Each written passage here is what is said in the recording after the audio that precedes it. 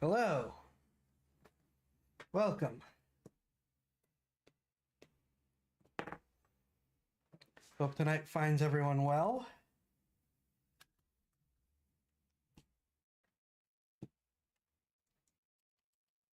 Just checking a couple last things, and we can get tonight started.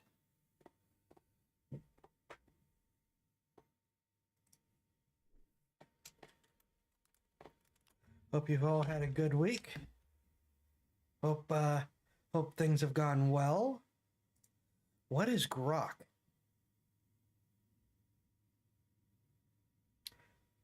Premium Plus subscribers can now use our most advanced AI, Grok, on X. Or you could download LLM Studio and just run it yourself for free.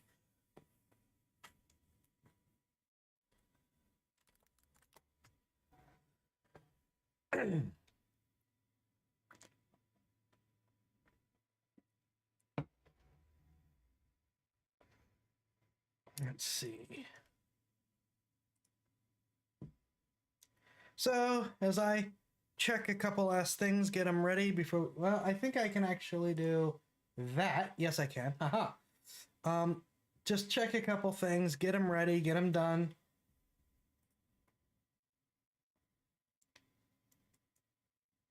There we go. To make sure the stream is working. The plan is a react, and then I know I keep threatening to do a short stream. Now more than ever, it's very likely that I will actually do a short stream. It's been a very taxing day. Let's just put it that way. I've ended up spending a lot of time just keeping myself distracted. In a day, I went from nothing to a direwolf in a brand new MechWarrior Online.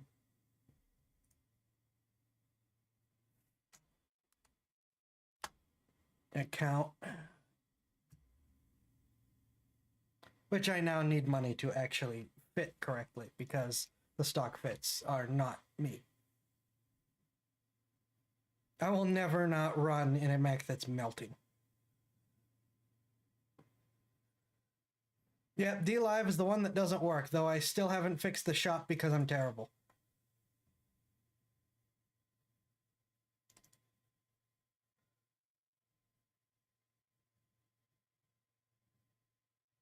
Okay, I think it looks like everything's working.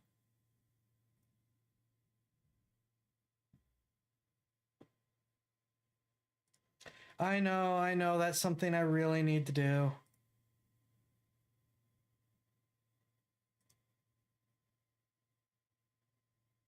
What?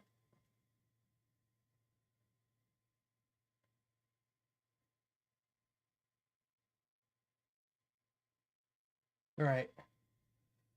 Okay, I think we're good to go.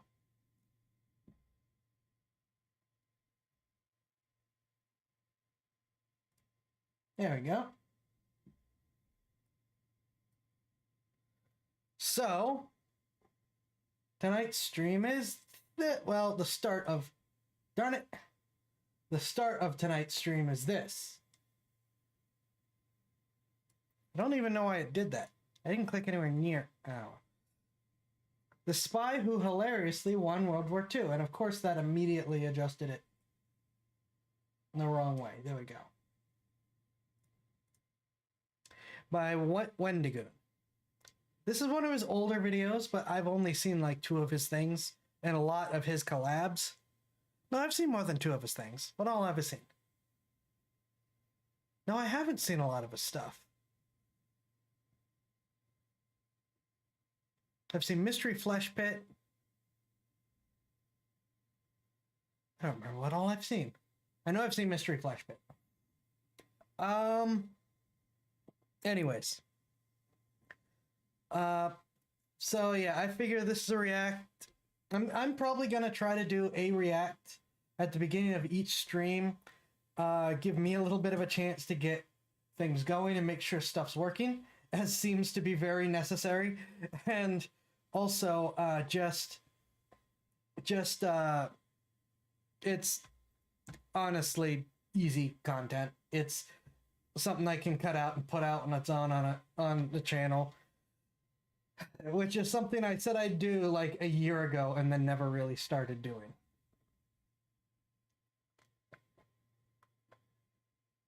So let's see how long this lasts. You know where to find me if you wish to suggest stuff to be viewed. Let me see. What is... No, don't care. Anyways. I don't think I have a lot to say. Just we're gonna do this, and then on to Battletech. I'll talk more about what happened with Battletech afterwards. Moving on before it gets too late and I just talk in circles for the next half hour. Everybody, today we're going to talk about a man named Juan Garcia, also known as Garbo the Spy. Yeah, it's who I thought it was. Single-handedly won World War II for the Allies. We're going to break down everything from how he got into the spy ring to what he did during it. I'm turning it up. But yeah, I should have said before I started that I was guessing this was probably Garbo.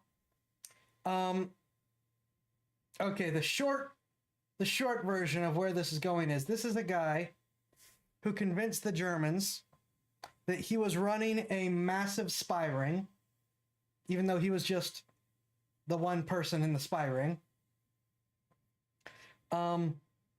And would feed them tons of amazing information that came just a day or two too late to be useful. But because it was such amazing information, he actually got awards from the Germans, even though he provided them nothing useful. All he did was soak up money.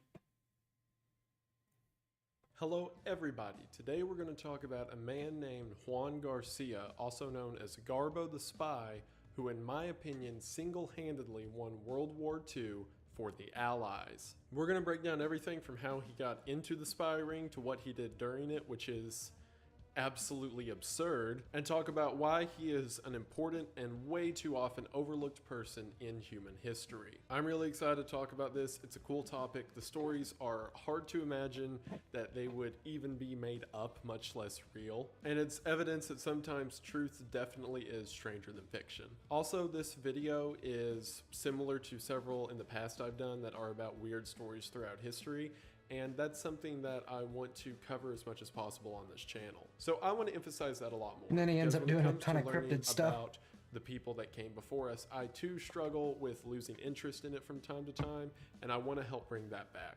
And another thing that I seem to struggle with is editing. Like, if you've noticed at this point, this channel is pretty low effort when it comes to the editing. And if there's anything that requires skill, I just pass it on to Caitlin. But the worst possible way to edit is on a phone, because the control... I was going to say guilty as charged, but I don't pass it on to anyone because I don't have anyone to pass it on to. Are always so minimal, and there's not a lot of customization, and you always end up with a subpar product. That is until Filmora Go. See, all the time I'll try to clip stuff for just short little videos, and I'm like, oh, I can do this on my phone. And then using the majority of film editors, I can't do it at all and have to port it over to the computer and then report it, and it's a whole process. See, Filmora Go is unique because it's an actual editing software that you can use on a mobile platform. And with unique options like the store on Filmora, you're able to buy literally thousands of different transitions and stickers on a site that updates frequently. Like, for example, there are many unique filters that you can use on Filmora, including like this VHS overlay, which I'm a big fan of. So it's so much easier to, instead of using 3 different editing programs on my phone to put together one video, I finally have a one-stop shop for everything I need. Not only that, but just the seamless of being able to cut clips and videos and photos at the same time, as well as overlaying your filters and then combining it with unique transitions, make you feel like you're getting a real editing experience out of a mobile platform. So I invite you to go to the link in the description. There will be 2 links for either iOS or Android to download Filmora Go. So I encourage you all installed to either on the Google Play Store or the App Store, download Filmora and leave a review if you like it, because it really is a great product that really makes the strain of editing on a phone so much easier. So thank you all so much for watching this ad. Thank you so much to Filmora for sponsoring this video. It means the most. I hope that you enjoy. I hope that you check it out, and we are back to the video. We are going to go. As a matter of policy, I will continue to allow people's ads like that to roll. But I do have to interject. Now, admittedly, this was 2 years ago, so this hadn't happened yet. But almost a year ago, Filmora canceled people's licenses arbitrarily. So that's a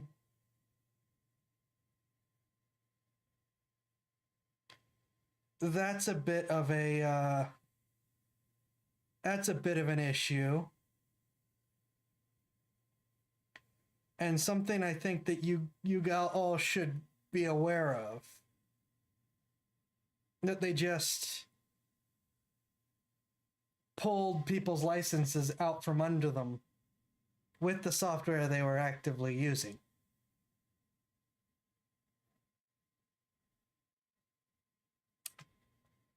Yeah. Sorry, Wendigoon. I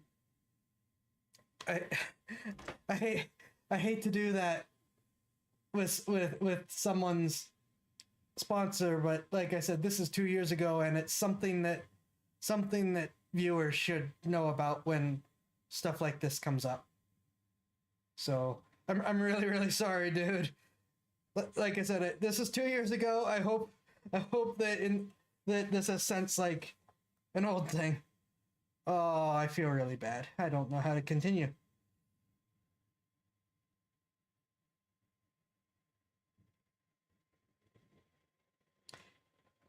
That's really awkward, but like I said, something that I can't just let sit out there. Oh boy.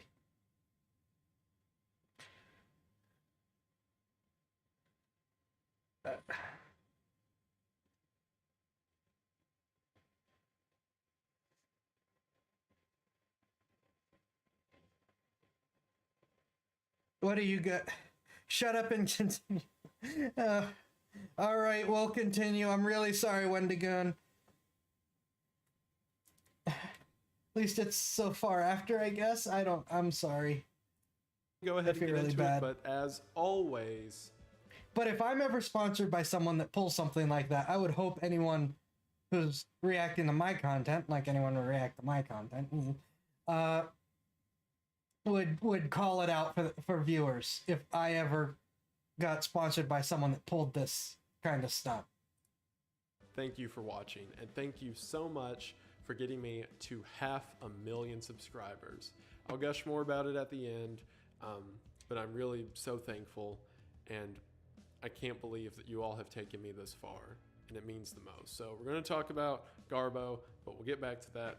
But thank you for watching. Juan Garcia was born on Valentine's Day of 1912 in Spain. He was born to a very conservative Catholic mother and a more socially liberal father, that the upbringing sort of resulted in Juan being mostly rebellious. Like, for example, Juan left school at the age of 16 because he got into a fight with a teacher and decided that he just didn't need school. From there, he did several I odd didn't jobs, know that. like he ran a cinema for a while and eventually got into learning animal husbandry. In 1931, he was forced to serve his compulsory 6 months in the Spanish military, and he absolutely hated it. Like, he was in the cavalry and also hated horses and the military itself, so it was a very rough time for Juan. However, his animal real husbandry troubles would come during the Spanish Civil War. Now, I know the Spanish Civil War is much more complex than I'm about to make it, but there's a couple points I need to pull out of it in order to apply back to Juan himself, so I'm going to dumb it down a lot. There was essentially two sides to the war.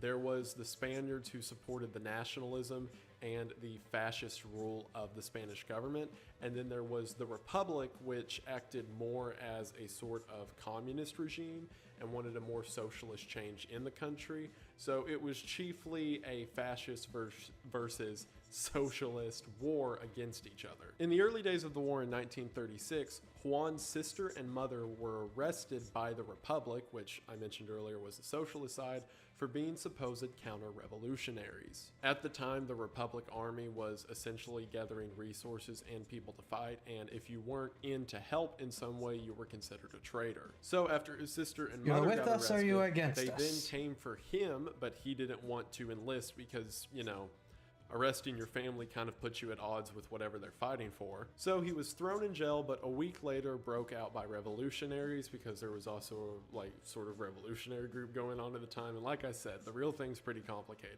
From there, he was given a fake ID that put his age as being too old to be drafted. So he does all that and then goes back to his home, in which the farm he had, because remember he studied animal husbandry and was big on farming and chickens and all of that, had been repossessed by the Republic as a support to the cause. So all of his stuff had been taken in order to use for the war drive. From this, Juan grew to hate socialism. And the reason I emphasize that so much is because in a second, when we get to what happens in World War II, these events are what defined the person he became later. So he joins the Republic Army just so he can put together this elaborate plan to defect over to the fascist side, just so he can fight against the Republic. So Juan, out of sheer pettiness, so he's just joins the Republic always Army, a mad lad. becomes a telegraph lineman. In other words, they have to run the actual lines back and forth across a battlefield. And during the first battle he was in, he got really close to the enemy lines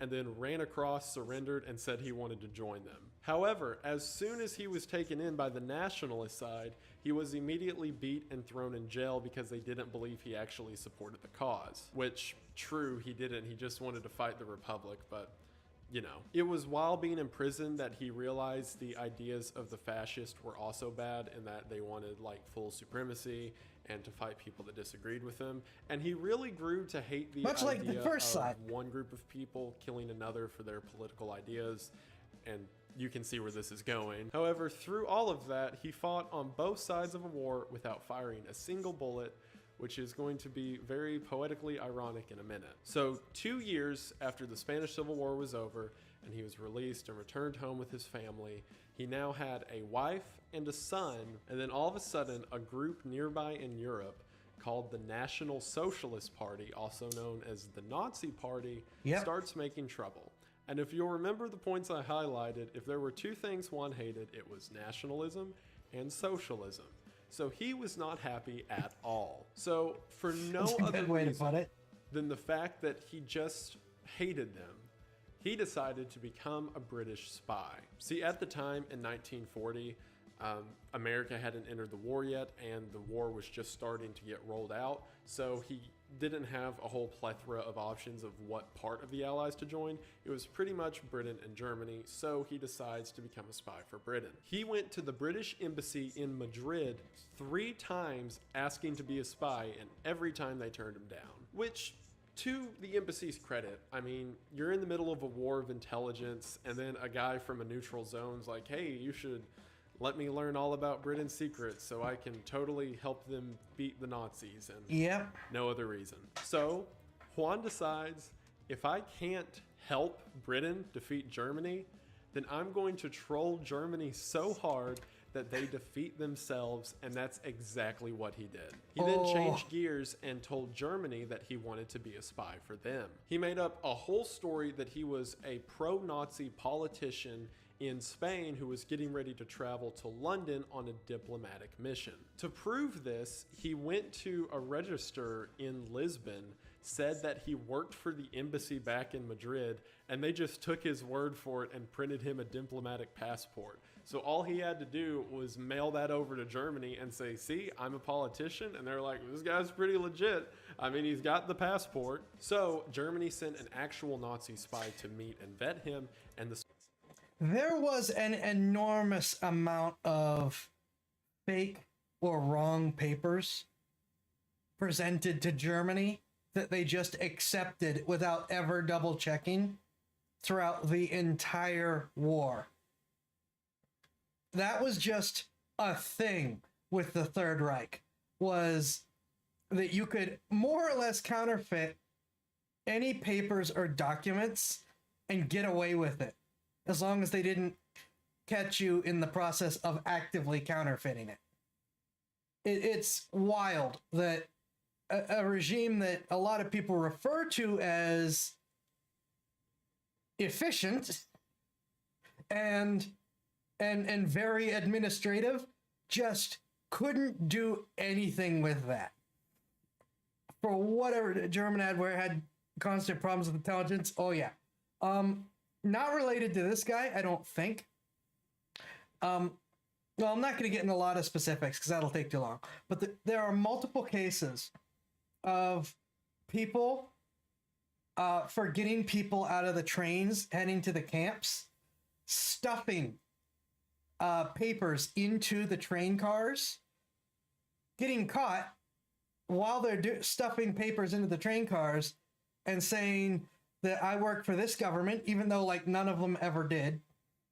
And that all these people are citizens of my country, and if they have these papers, you have to let them go. And the guards are like, okay, open the train that we just saw him stuffing papers into, check the people. They all have papers. What a shock. Okay, let them go. This was just a routine thing that happened early in the war. It's wild. No follow-up or anything. That Juan was the real deal. The real spy gave Juan lessons about how Germany hides things like wires and gets information, as well as giving him a bottle of invisible ink, a code book full of German codes, and 600 pounds in money in order to finance his trip to London. Or at least things that he may need to buy, you know, in a super secret spy fashion while in London, because they thought he was being sent there by the Spanish government. His objective was to go to Britain and then make a network out of British agents who are sympathetic to Germany in order to make an infiltration bed within London. Instead, my man Juan went to Lisbon and simply bought a bunch of British newspapers and read a bunch of recent British books about what it's like to live in London, and then wrote a bunch of letters pretending that he was in London. Like, I want you to process this in your brain. Germany thinks that he is in London working as a spy for Germany, when actually he's in Spain reading newspapers like, there's a fair in Glasgow on Saturday. There is a fair in Glasgow, and he sends it, so then Germany gets a British paper and they're like, he's right. He did this with renter's expenses by simply looking in rental property listings. He did this with memoirs about what it's like to live in London, to talk about how crowds move in the city circle and things like that. And he even got around some hiccups. Like, for example, he didn't understand how the British money system worked because it was like, you know, pounds, and then beneath that you had like the 1/20th of a pound or whatever, and he didn't really get the whole process of how it worked, so he would just kind of give these general words. Like in his expenses he would write, I had to buy food at a restaurant, it was like around 6 pounds, I don't know, I'll figure it out later. And just always said that at the end of the war he'll figure out how much it actually cost, and Germany was admirable that he wasn't caring about the money and instead his mission. So his job was to find a bunch of spies in Britain to work for Germany, so that's exactly what he did. He started just making up people, saying, oh, I met a Mr. John Doe today, and talking about what he's like, why he's supportive of Germany, and all the different ways he's trying to radicalize people. So Germany started putting together this big dossier of all of his accomplices, which is actually just one man living alone at a library in Spain, pretending to be a German spy networking with other German spies in London. He was sending so many of these transmissions that the British MI5, which is essentially their counterintelligence, or at least that's how it operated during the war, picked up on some of his messages going through and thought they were from an actual German spy in London. So they started a whole manhunt through London trying to find him. When I stress again, this was also a routine thing in the war. The British would routinely think they found spies or think they found evidence of spies and go on manhunts and realize one way or another, oh, there's nothing here. Now, they did actually find the German spies, but by the end of the war, every German spy in England, in the UK, in the islands, in the British Isles, worked for the Allies by the end of the war. But they did do that pretty routinely of think there's a spy here, do manhunt. Oh, it was just a crossword puzzle. Nothing special about it. World War II spy games were really, really was funny. And he's actually in Spain just like trolling the Germans. This went on for a year, with Germany thinking that they had a Spanish politician who was working his way through the upper echelon of British government and building a network of spies that didn't actually exist, and with Britain looking for him, also believing him to be a politician in London building a network of spies that don't exist. Eventually the US got involved in the war, so whenever the US came to Spain, he tried again because remember, Britain turned him down 3 separate times for being a spy. So one day Juan just casually walks into the American outpost set up in Lisbon and is like, hey, I've been a spy for the Germans for like a year now. And he showed the Americans all this information that he had done where he just like got the Germans to chase their tail on a bunch of occasions. And like, I'm not kidding. Juan was literally just making stuff up and the Germans believed him. Like one time he said something along the lines of, hey, in France, there's like a big convoy of British troops somewhere around this general area. Be on the lookout for that. So Germany spent like 2 weeks hunting through the forest and like never found them because he was just sending them on a dog chase because he thought it was funny. And whenever they message him and they're like, hey, there's no one here, he's like, they got away. So whenever he shows all this information, and especially how much Germany trusts him, to the Americans, they were like, why didn't Britain say yes to this guy? He's a mastermind. So after America basically plays intermediate for him with Britain, he's immediately accepted into the MI6 spy program, which I love so much that without ever technically being a real spy, It's referred to, I kid you not, as the Ministry of Ungentlemanly Warfare. I kid you not. at all. He just took it on himself to simply annoy the German military because he hated them so much. So in April of 1942, Juan and his family were officially moved to London, the city he pretended to live in for a year, and he officially became a double agent. It was at this time he was given the codename of Garbo after the Spanish actress Greta Garbo, because they said he was such a fabulous actor all this time that it was such a fitting name.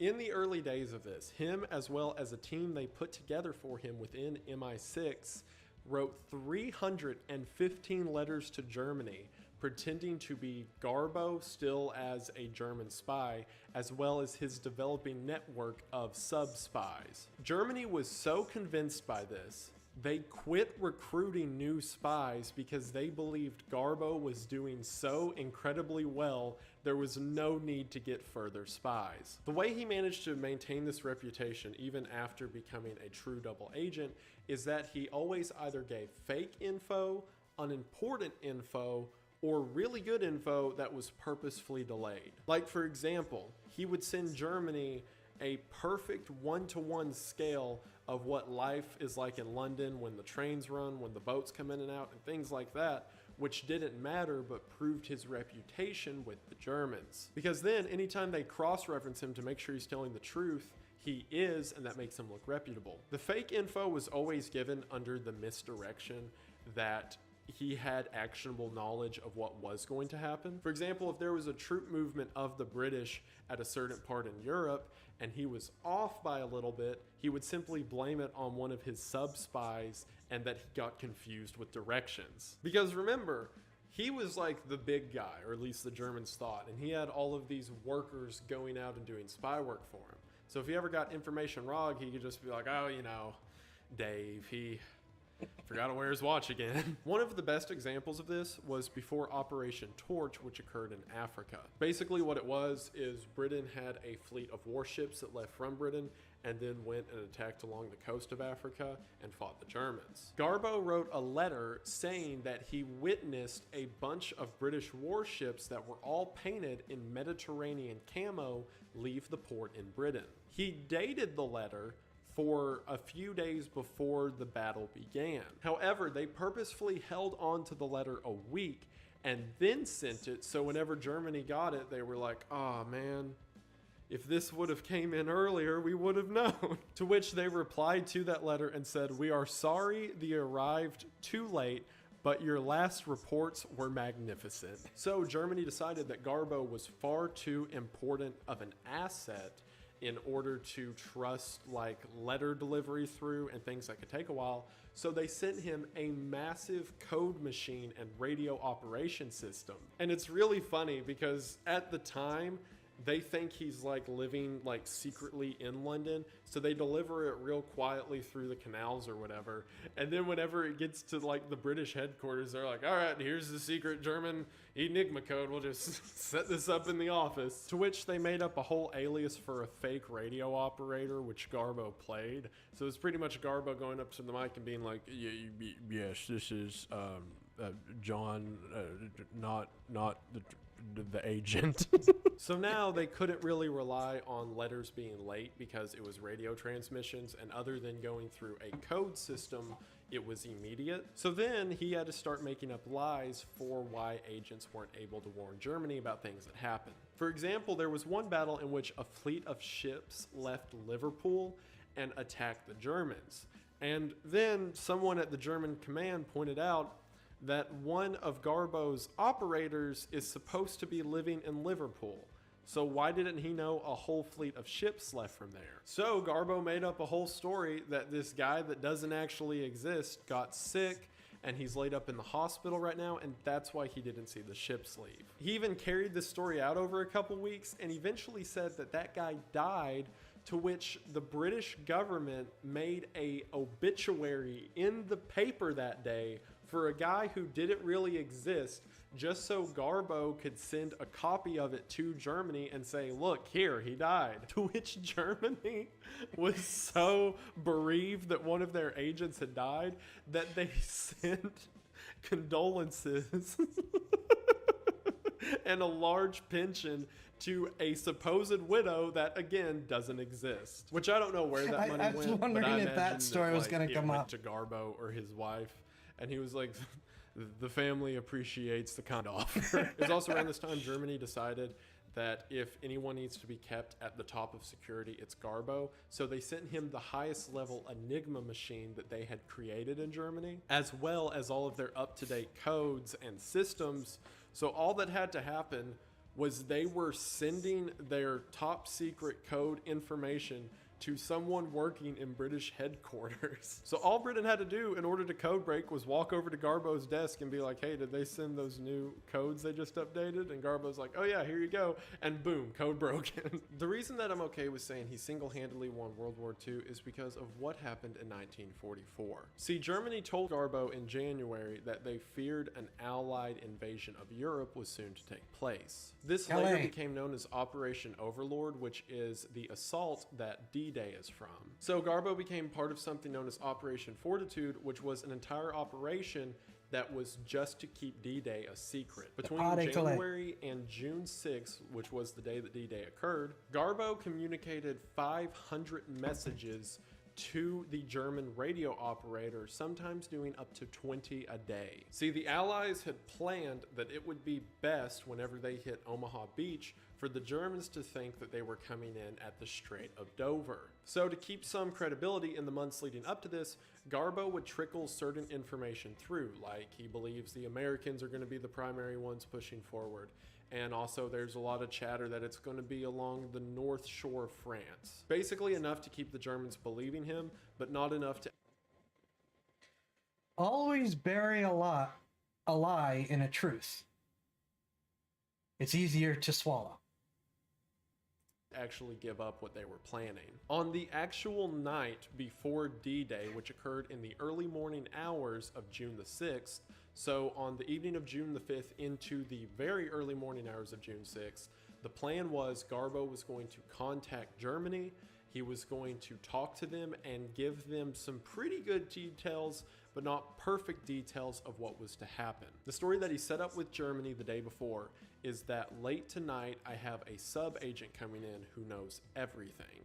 So as soon as he gets here, I'll tell you all what he tells me about the Allied invasion. However, he sends this message at 3 in the morning and Germany doesn't respond. As a matter of fact, they didn't respond until after D-Day took place. See, Americans hit the beach at 6:30 a.m. and around 8 a.m. Germany got back on the line and was like, oh, we're so sorry, we missed your call. So now that D-Day was over, Garbo gave them 100% perfect information. He told the Germans that he knew the Allies were gonna hit Omaha Beach and they were gonna do it at 6:30 and they need reinforcements there and blah, blah, blah. And he played this roll up so much that Garbo got mad at the German operators for not taking the war seriously. He even said to the operator he was yelling at, I cannot accept excuses or negligence. Were it not for my ideas, I would abandon this work. So at this point, Germany thinks that Garbo had 100% perfect information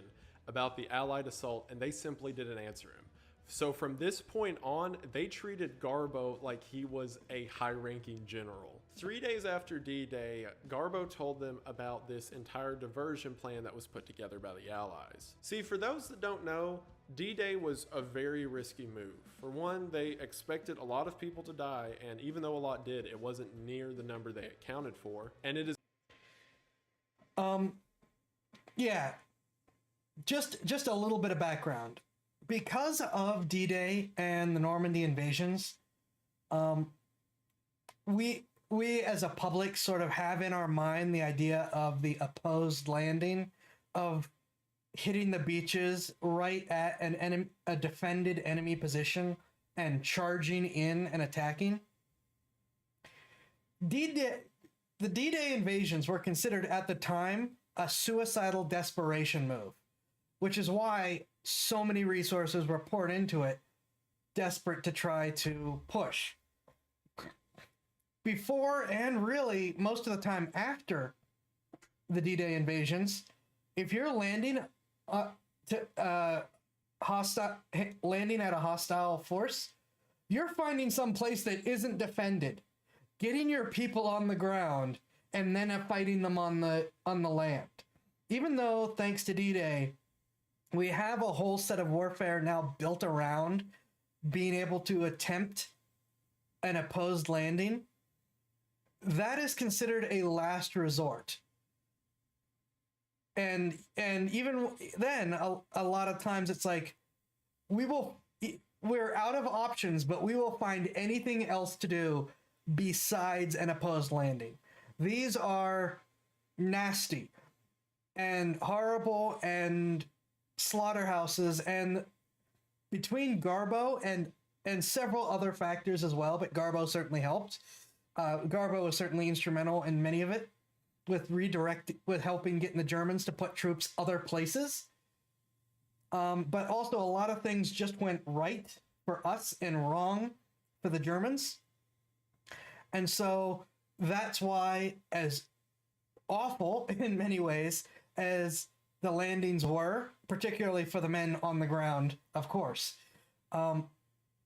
they were significantly less of killing fields than what was anticipated. It is also a very narrow beach, and it was the only port into Europe. So it took months for enough troops to get on the beach at Normandy and push into France for there to actually be an effort there in the country. So what that pretty much means is that Germany had to be distracted long enough to get Allied supplies into France. So there was this whole diversion plan set up. See, General Patton was known for being a very famous American general. So with the help of Garbo, they set up this diversion. Supposedly, Patton was stationed on the south banks of England with about 150,000 soldiers, tanks, airplanes, radios, and everything else needed in order to launch a full-scale invasion, much, much larger than the invasion at Normandy. In It's an inflatable army that's landing at the Pas de Calais. actuality, it was Patton, about 20 guys, and inflatable tanks with fake airplanes. And the inflatable tanks were even invented by a magician who did it as part of an illusion act. The whole point was That picture just reminded me of a story. I don't know if he's going to go into it. He probably won't, since it's not a Garbo thing. A hilarious story that was in an actual report. So we know this really happened. Unless some British MP just thought it would be funny. So this was major secret that no one can know that this is a fake army here. Well, a local farmer was out and about and got a little too close to where this fake military base was. And of course, MPs immediately intercepted him like, no, you need to get out of here now. And while they're trying to chase him away, in those few moments, everyone stops as they see American troops run out in order to adjust the positioning of these inflatable tanks. And a bunch of them run around, one of them pick it up and move it and sit it back down. And the farmer, who I can't remember, but I'm sure there was a mention that the farmer was a little bit tipsy. Is just staring dumbfounded at what just happened. And the only thing the MP could think of to say as an excuse to try to get him to just not say anything and leave or whatever is, those Yanks are some real strong boys, aren't they? And they just sort of immediately shuffle him away before he can ask any more questions. That was the only thing that the MP could come up with. And like I said, there's an actual report about this, so you can find it if you go looking. Was that if a German plane flies overhead, it looks like tanks and planes from the sky, when in actuality, it's entirely a diversion thing. So Garbo gets on the radio with Germany and says he's not sure what's going on, but General Patton, as well as 150,000 men and armor and aircraft, are still on the banks of England. And there's probably going to be an even bigger invasion. This message was sent directly to Adolf Hitler, who said they needed to act on it immediately. So they send possibly the best German general of the war, Erwin Rommel, to the shore opposite, expecting it to be a huge showdown between General Patton and Erwin Rommel. And every day, Garbo would get back on the radio and say any day they're going to invade and they just need to sit tight and wait. All of these German forces, as well as so many high commanders stationed way away from Normandy, ready for a second invasion that doesn't actually exist, allowed enough time for the Allies to get supplies in and continue the war in Europe. To Erwin Rommel's credit, he called BS on it, but the higher military order wouldn't let him leave that beach. They stayed there for 2 months and never fully pulled troop presence from the area. As a matter of fact, 2 months after D-Day, there were more soldiers waiting on this fake invasion on a random beach than there were German soldiers actually at D-Day. It was during this time in July of 1944 that Adolf Hitler personally signed to give Garbo the Iron Cross, which is the highest possible award that you can earn in the German military. It's the equivalent of the Medal of Honor in the United States. This was given to him over radio because they said the advice that he was giving them about General Patton's army was going to single-handedly save the war, which, oh boy, were they right just about the other team. After this, his word was considered so sacred that whenever the war was over and people were combing over German files, 62 of Garbo's reports were directly listed in the high command Germans like war room, or essentially the room where Hitler and the other generals would meet and discuss battle plans. 62 times they listed Garbo as a source. This whole charade had to come to a semi-end when near the end of the war, Germany began launching V-1 rockets into Britain. So they then asked Garbo if he can, for one, give them reports about how the rockets did, and two, give them new targets to pick out. This was a tricky situation because, for one, he doesn't want to tell them the rockets are working or not working, because if he says they are working, they'll keep bombing. And if he says they're not working, then they can probably just send an overhead plane to look and see that they are and figure out that he's a traitor. And then as far as giving targets, he didn't want to be like, oh no, don't bomb that school, bomb this other school. So him and the British government set up this entire fake ruse that he had been arrested and therefore wasn't allowed back in London. The story was the Britain expected him of being a Nazi spy, so they arrested him. He then got released and issued an apology by the British government. So the British government wrote up a fake apology and he passed it off to Germany and was like, see here, they said that I'm a spy and I can't go back to London.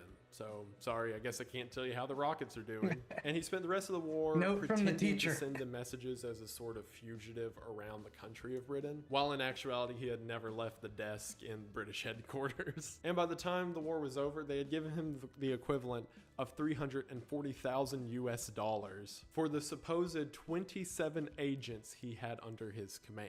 And at the end of the war, he was awarded the Most Excellent Order of the British Empire, which is the highest military order you can receive in Britain. And because while the Nazi Party was in effect, they never figured out he was a spy, so they never went back on the Iron Cross they had given him, making him, to my knowledge, the only person who ever won the highest Medal of Merit on both sides of a single war. So after the war, he got a little concerned that, you know, some former Nazis or Germans may want to have a few words with him. So he faked his death and moved to Venezuela in 1949.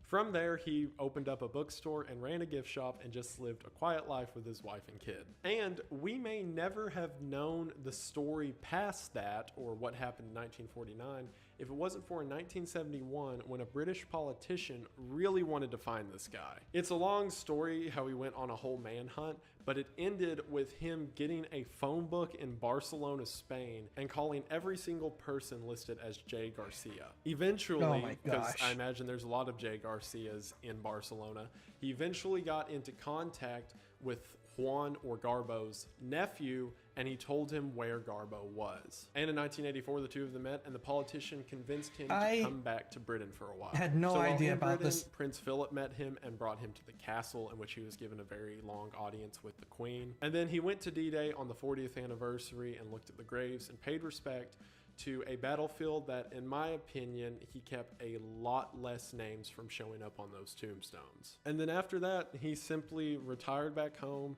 and died with his family of natural causes in 1988. And that is effectively the story of Garbo the Spy. And I, for one, think this may be one of the most underrated guys in history. There are several historians who hold on to the idea that if it had not been for the Allied invasion at D-Day, then the Allies would never have won the war, and that would have been the end of it. So if that's believed to be true, then none of it at all was possible without Garbo. If even the Allies managed to hit the shores and get up the beaches without the Germans thinking that the assault was happening somewhere else, then definitely they would have cut out the supply route that was being made if it wasn't for Garbo telling them that they had to prepare for a fake invasion that never really occurred. And it's so funny that it all came from someone who wasn't an American fighter, wasn't a British fighter. He was just a guy from Spain who really hated the Nazis. And then after the war was over, he didn't bask in the money or the wealth or the glory or whatever. He just lived a quiet life with his family in Venezuela. And I really love the story of him. And there's never been a movie made about him. There's like documentaries and things like that. And personally, I don't know if a movie would work, because I could see a studio wanting to make this like way too serious and make it some like Turing test kind of super mind game movie, when in actuality, I think you need to, like, as a dark comedy, embrace the humor in it. How wild it is that just a guy, pretty much out of sheer pettiness, managed to cripple the Nazi Empire to the point where Hitler considered him one of their most valuable operators. And it's just a really cool story, and I really enjoyed it. And I hope that you enjoyed it as well. And I hope maybe now a few more people out there know the name of Garbo the Spy or Juan Garcia, because he definitely deserves it. So thank you all so much for watching. I hope that you enjoyed. I hope that this wasn't boring. Like I said, I love weird history, especially history like this. And it means the most that you're watching, and it means the most that we are now at 500,000 subscribers, a number that I never thought possible. I never thought I'd get here. And it still just doesn't seem real to me. But you guys are fantastic and beyond what I can imagine. And I'm truly blessed to have you all. And just half a million. It's not real. It hasn't hit me yet. I don't know if it 3.29 as of watching. It means the most. So hopefully we'll see where we go from here. Hopefully we just keep moving up, and it's all thanks to you guys. And I greatly appreciate it. So thank you all so much for watching. There'll be more icebergs, and I'm going to get to tier 9 soon. Don't worry. It's coming up. There's a lot to research with that. But I hope that you enjoyed. I hope that you liked this video. I hope to see you in the next one. But that will do it for this. So I hope you have a good day, and I will see you in the next one. Bye! I did not know how he got started with that whole pettiness thing, which I think is absolutely hilarious. I also didn't know what happened after he disappeared. I pretty much just knew most of, but not all. There was still new stuff in there. But I pretty much just knew most of the war-specific stuff. So there was definitely plenty of new stuff in that too. And yeah, I am in full agreement. We need a dark comedy about Garbo. That would be really, really funny to just have a recreation of him trolling the Third Reich.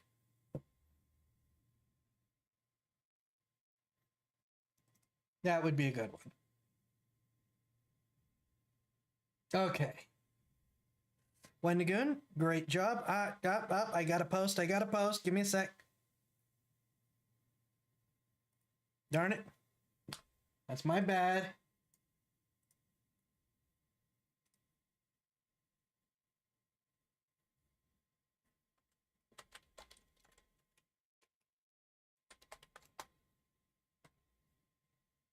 That is my bad. Hello, everybody.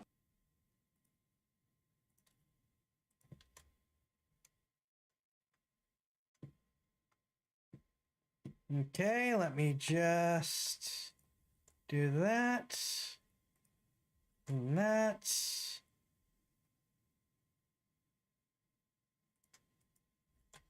And that.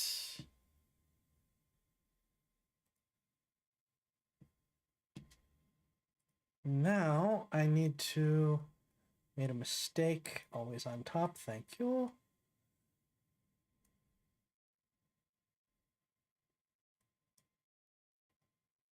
Always on top.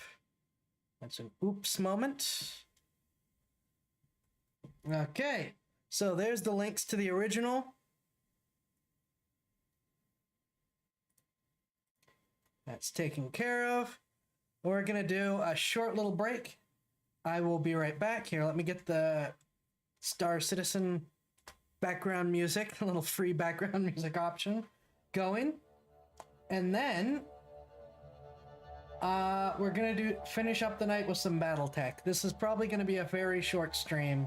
I spent most of the day trying to distract myself, but like I said, it's been quite stressful. So, sorry. I will be back shortly.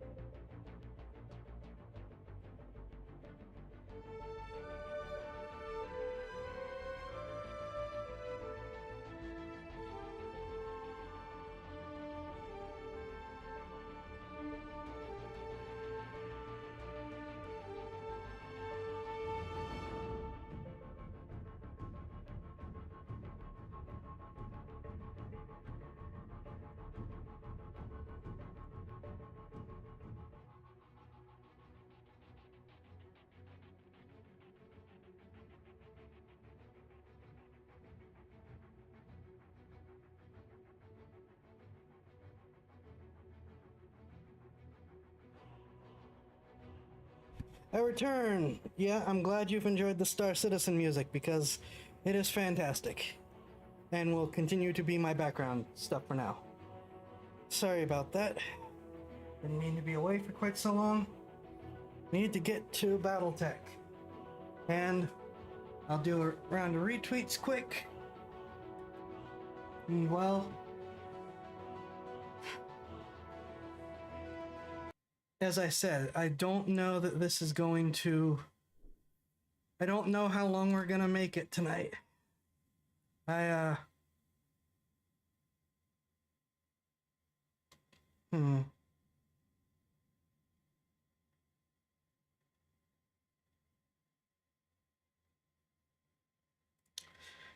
It's been at 24 hours.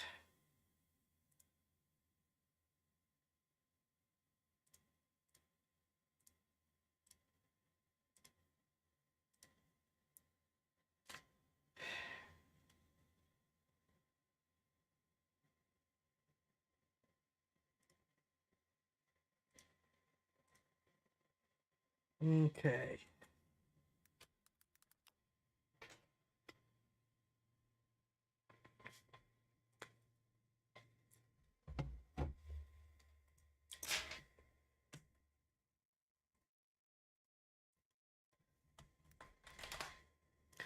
Nope.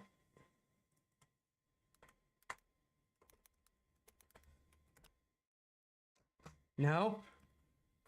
Please autofill. No, I'm not giving you my location. Go away.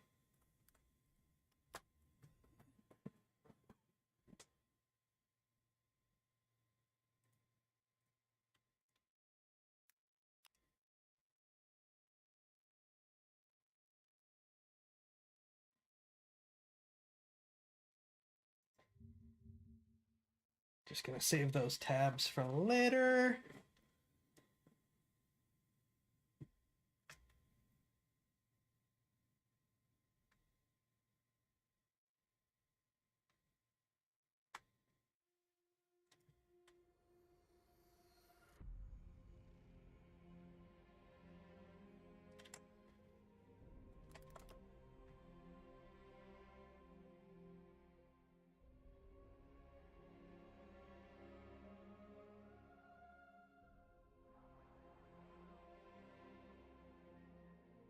Okay.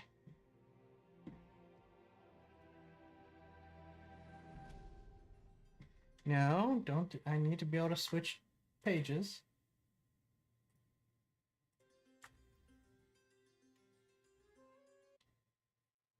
Okay, so I went and I did the tutorial mission again and made my character all over again so that we can see if we can have a little bit of a better start.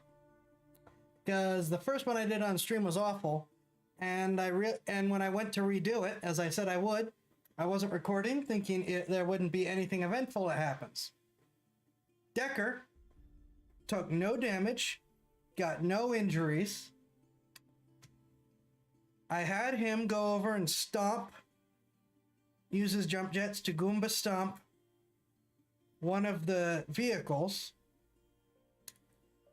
He tripped, fell, hit his head in the console, and died. Mech was fine. 500 C-bills repairs. Just dead.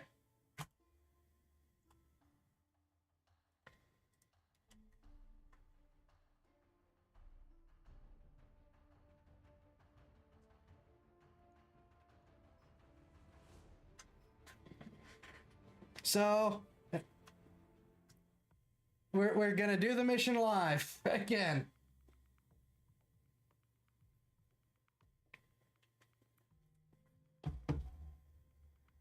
And see if we can do a better,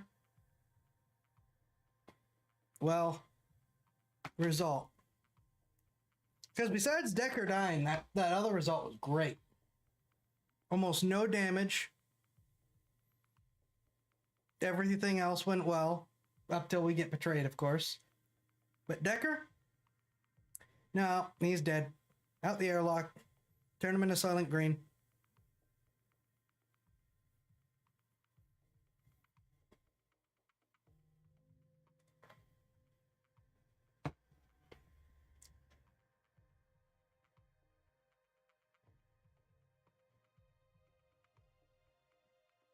And I picked all the same choices that we did last time.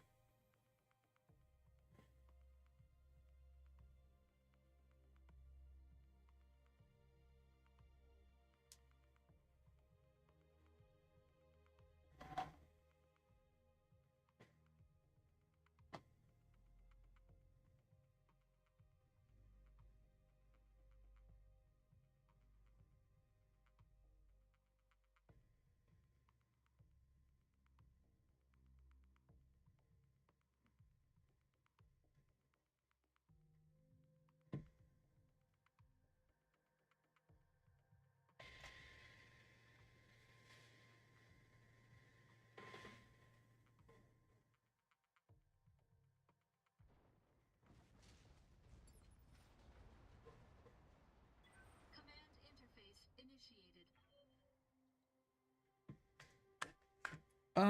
I think I might have...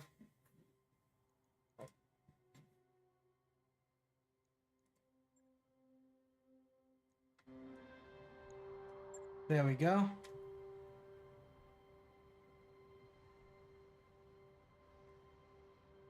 What is your problem?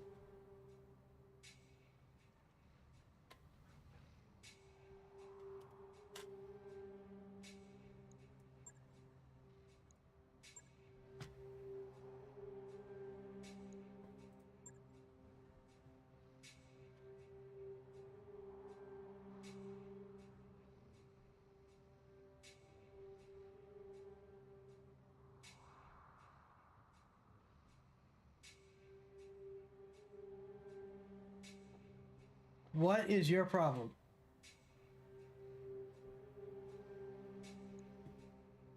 Okay. In order to try to trigger it as late as possible, we are going to go down this way this time, which I didn't do last time or on stream, but we're gonna do it this time. What is your problem? What's happening that I have such crappy frame rate this time? What's running that wasn't running before?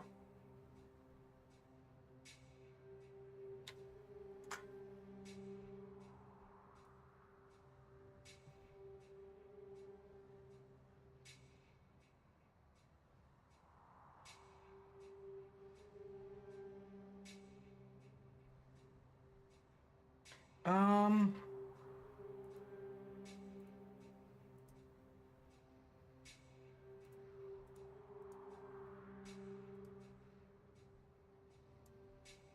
hmm. What are you? Can I get rid of you?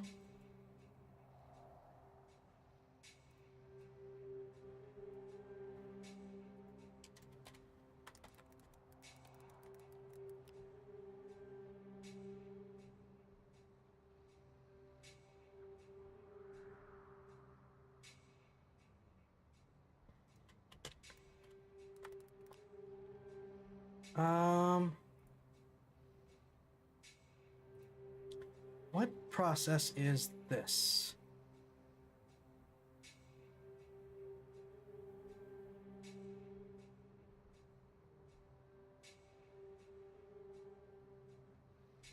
Required, of course it is.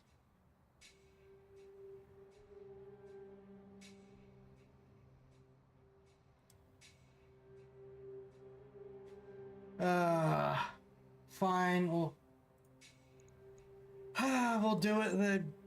We'll sacrifice the game again. I hate stuck doing this crap because the computer decided it wants to do something at the same time. And I can't kill it.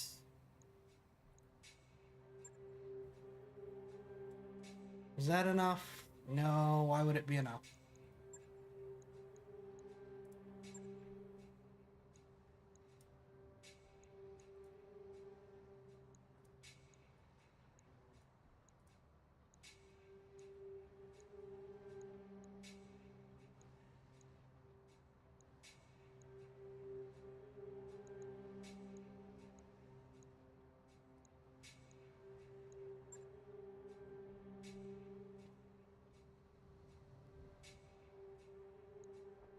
Good to go.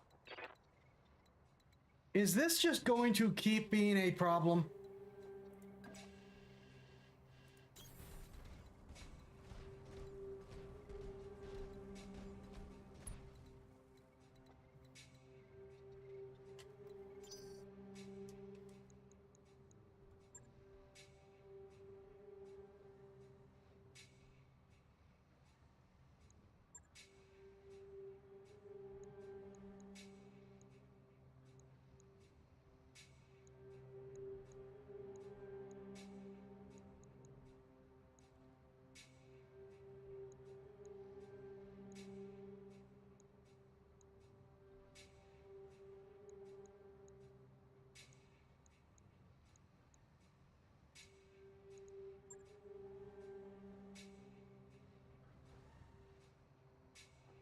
Good to go.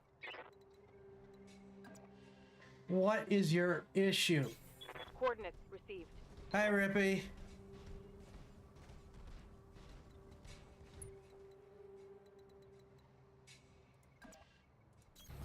Roger. Ran fine last stream. Ran fine this week.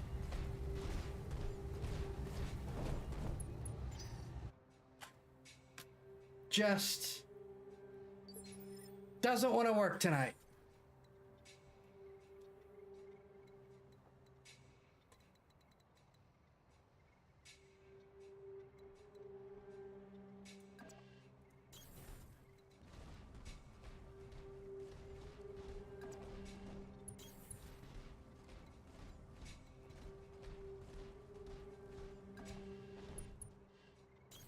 On the move.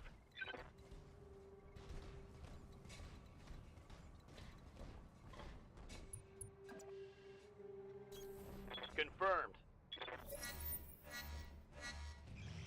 You are trespassing on Majesty Metals and manufacturing property and acting in collusion with a domestic terrorist organization. Cease your advance immediately, or you will be fired upon. Yeah, we know the drill.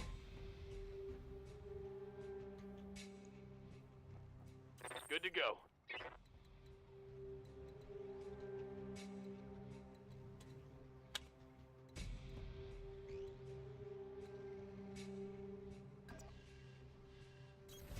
On my way. Yep. So, Rippy, what I said before is I wasn't recording, but I went to redo this so that it wasn't such a horrible result. And Decker, undamaged, unhurt, used his jump jets to Goomba stomp a tank. What? Okay. And tripped and fell and died. Somehow.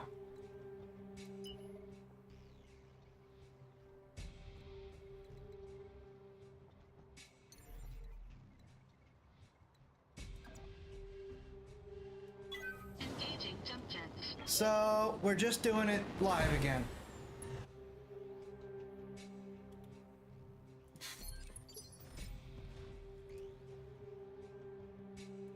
What can I do for you? It can improve my frame rate. I don't know why this game is having a fit right now, but it is. Waiting on you, Commander.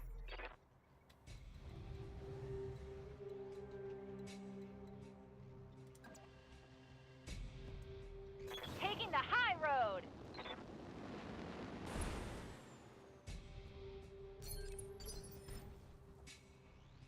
Ready for orders.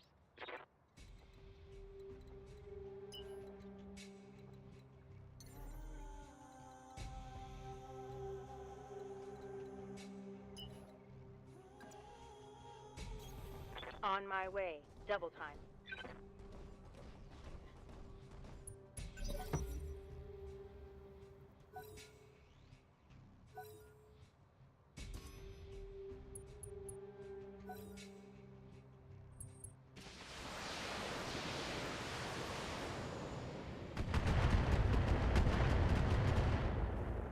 Of course they can still see him.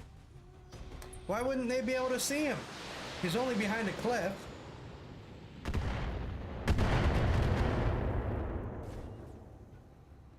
I can't take much more of this.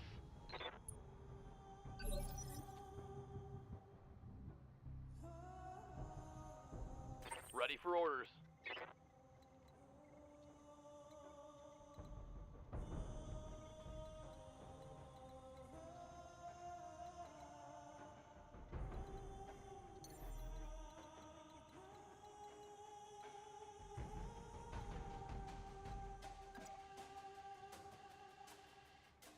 Roger.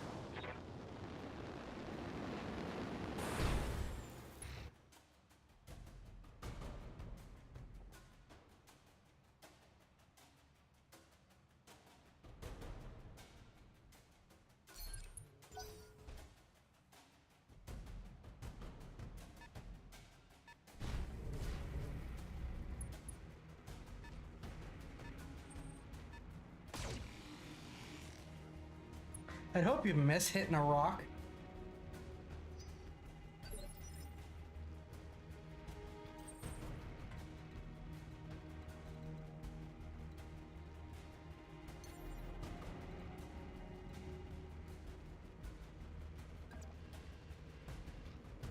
Engaging jump jets.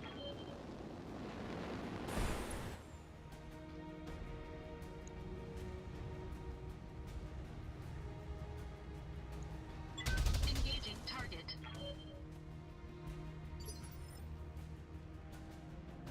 I hear ya.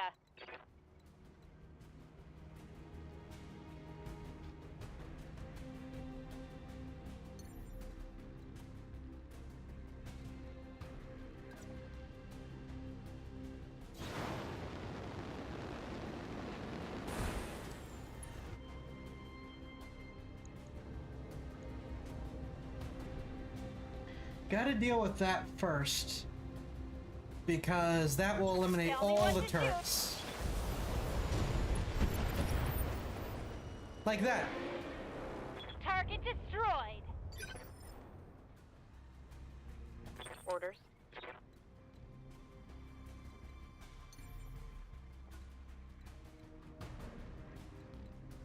Okay, since you're going to have to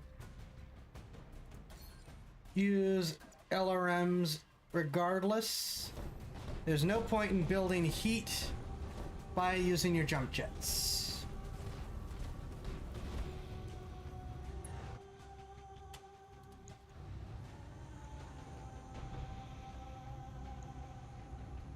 Engaging with target.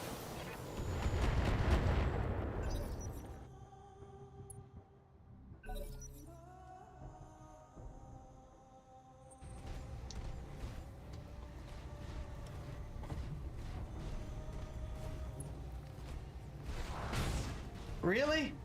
Really? Literally going after my kneecaps. Standing by.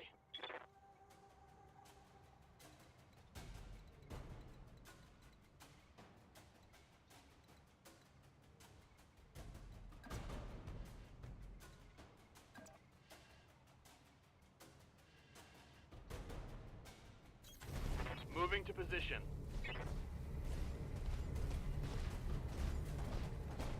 And I have no idea why the game just decided it doesn't want to run well. It gave me a lineup.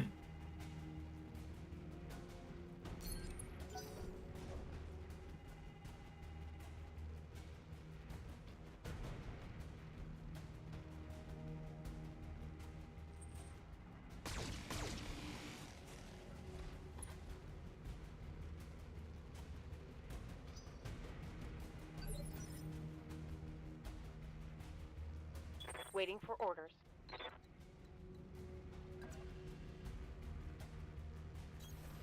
Location confirmed.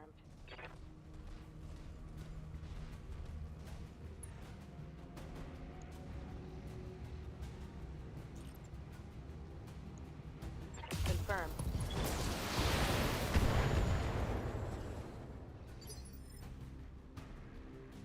Waiting for orders.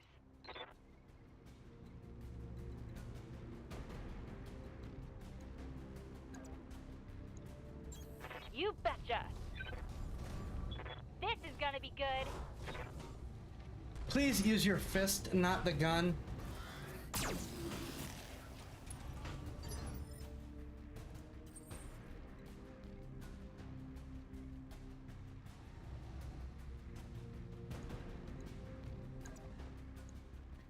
Meanwhile, I have to use my hit. Oh, no, wait, no, I get to kick it.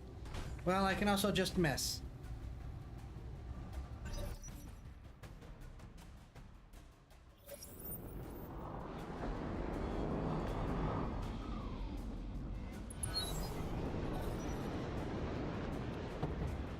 Oh yes, brought to you by Fiesta Pale.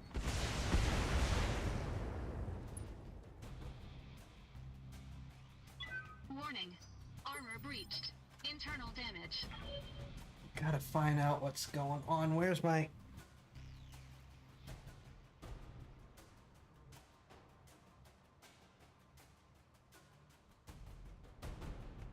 Oh, is this OBS doing its thing again?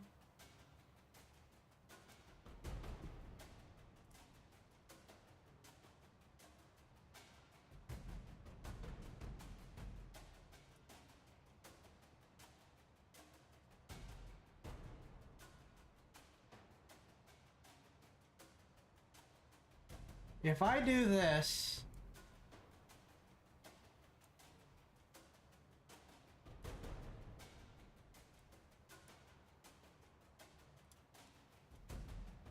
Yep, it's OBS again. Darn it. It's that frame. Doesn't play well with games, apparently. Copy that. Putting my weight into it.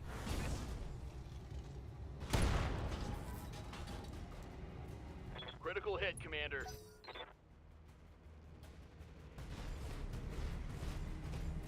I cannot fix bad camera angles.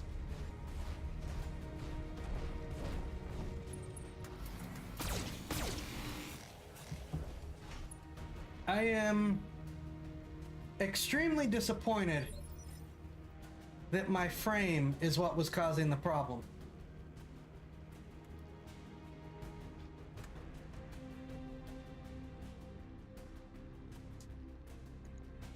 Standing by.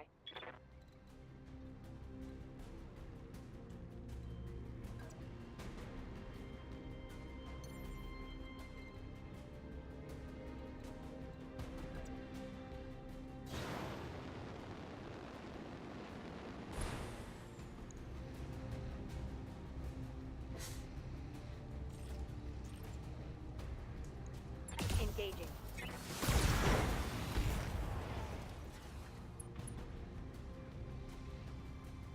Reporting critical hit. Eh.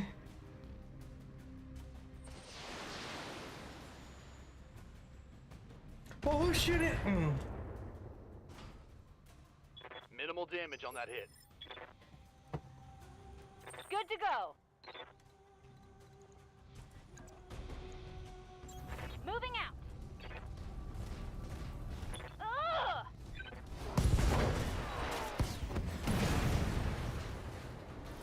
Thank you. Should have run when you had the chance. Probably.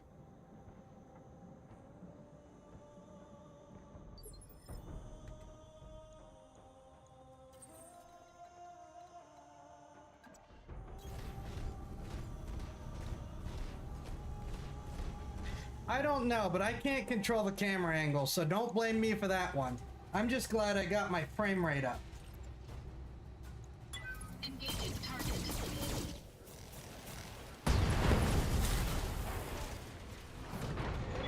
Enemy mech destroyed.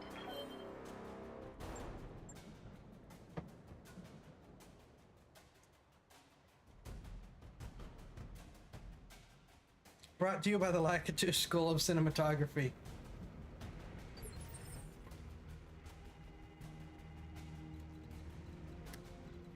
Yeah, Super Mario 64 was bad.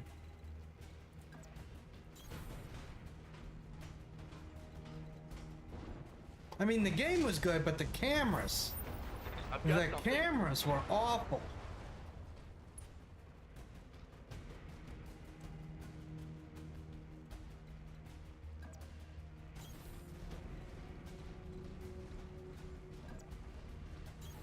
Uh-huh. Roger.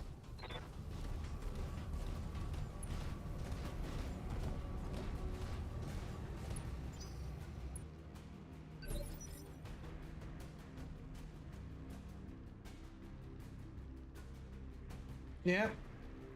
Waiting for orders. Okay. So what I'm gonna do, actually, in an attempt to keep Decker alive,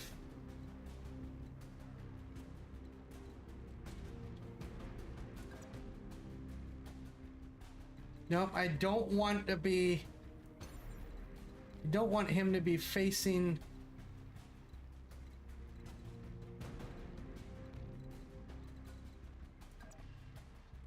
Up high.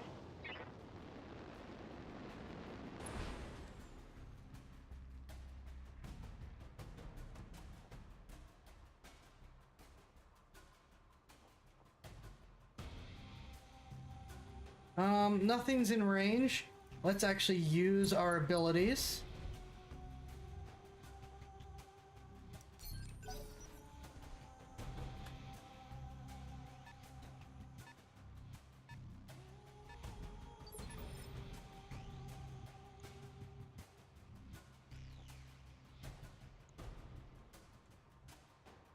I'm not Waiting entirely on you, sure Commander.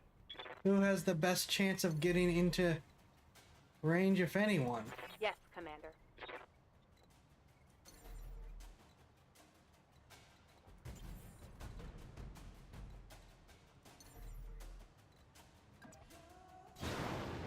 Since I'm a gun mech anyways, I might as well park myself someplace where I can be a gun mech.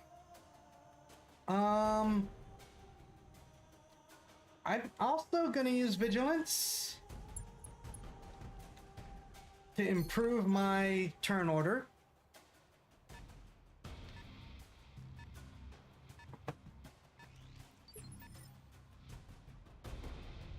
I hear ya.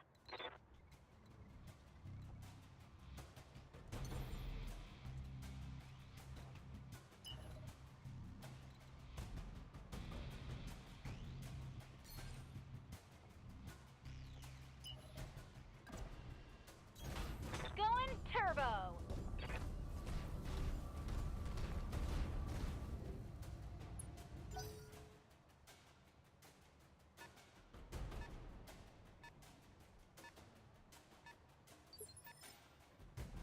What's up, boss?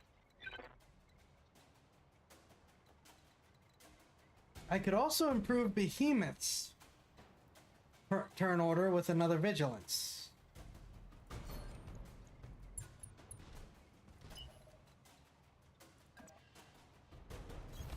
Going full speed. So we're just gonna see if we can get 3 of our 4 mechs to move that much sooner.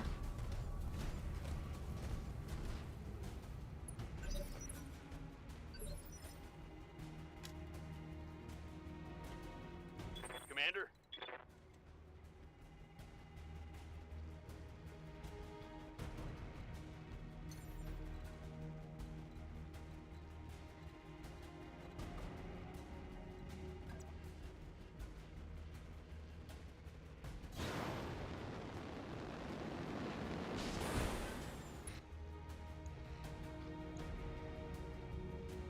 Locked on.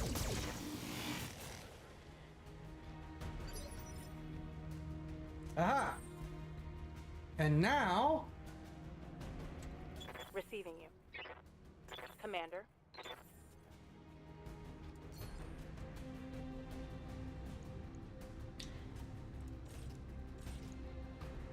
Engaging target. Target building destroyed. Standing by.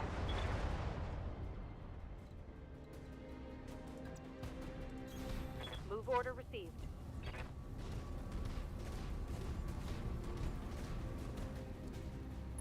I can do that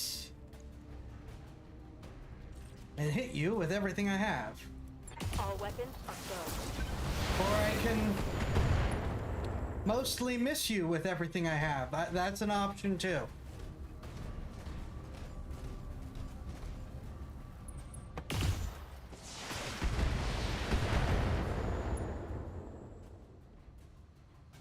Light damage, Commander. What can I do for you?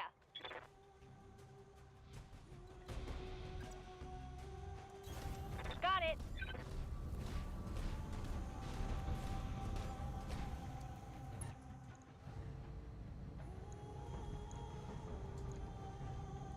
Roger that. Firing on target. Yeah, that was disappointing.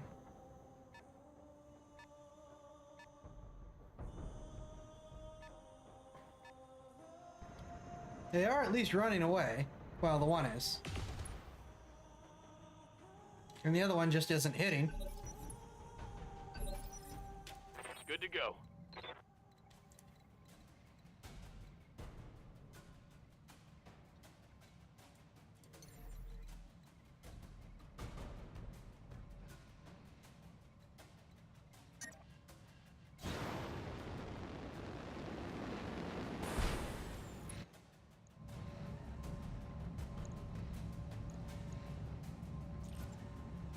Really? Well,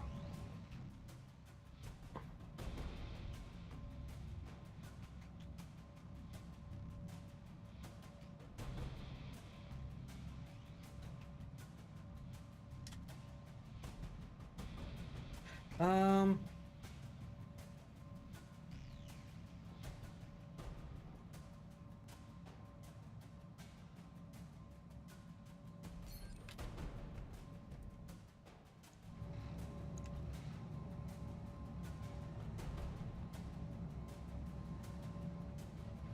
is it worth overheating him?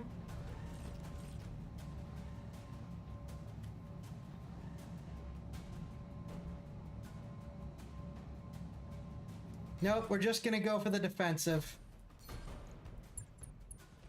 Try to improve his odds of survival. The heat is frying my internals.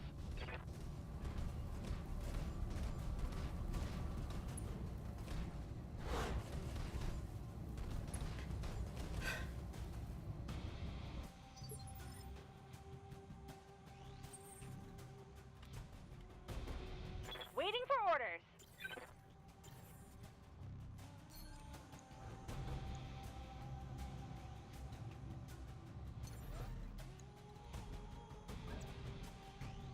Engaging jump jets.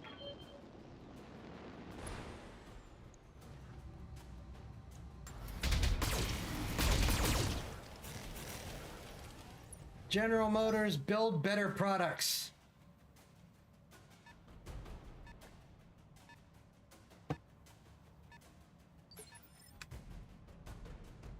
Receiving you. Since we can't shoot anything, just punch him.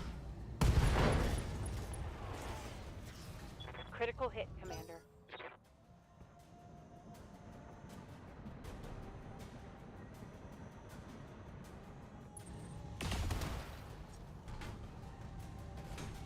Damage Yeah. is light. Yeah, it turns out that just punching it is working way better than Waiting on trying you, to shoot it. Commander. So we're gonna do it again. Coordinates received.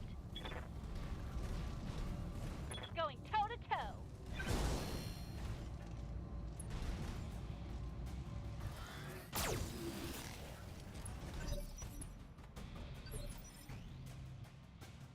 Yes, Commander. Now, Decker, if you could, please don't trip and fall this time. Acknowledged.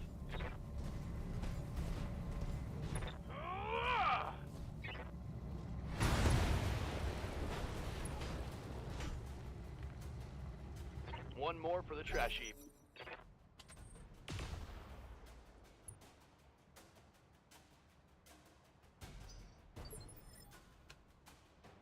Yes, Commander.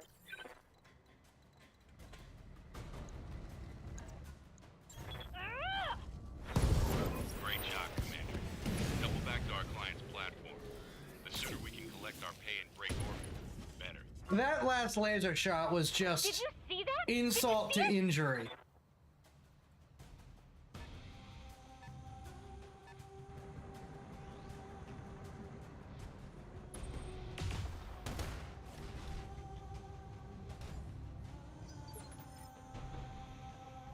Ready for orders.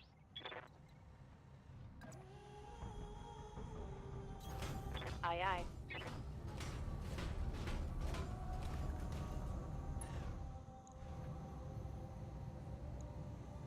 Giving him everything I've got.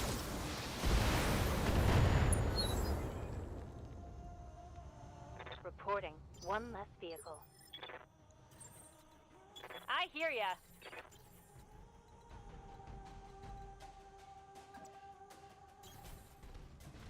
General Mose would like you to speak to his Chief of Staff, General Disorder. He's the mastermind behind the situation. Good to go.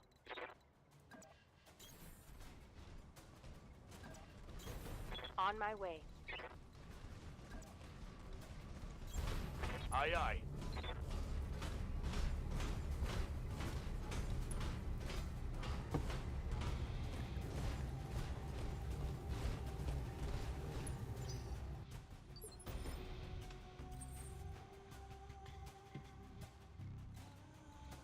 And his assistant, General Incompetence.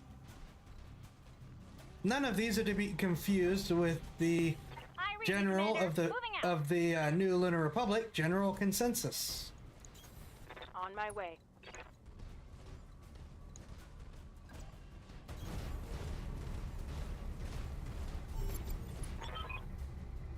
Yep, and back to being backstabbed by the IPL.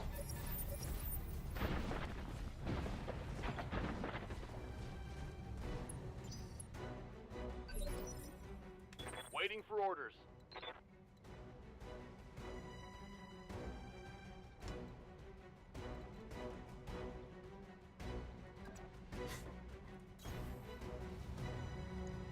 Target acquired.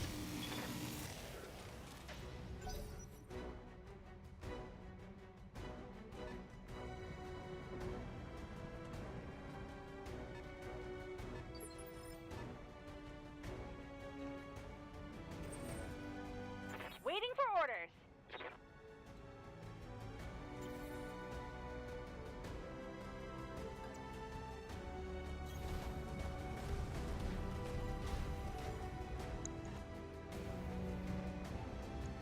Engaging target.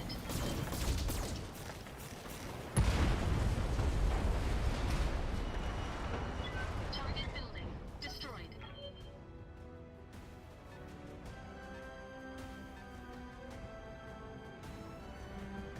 I don't get where the logic of this was. We just took out a vastly superior force to what these guys have. That shot went internal. What can I do for you?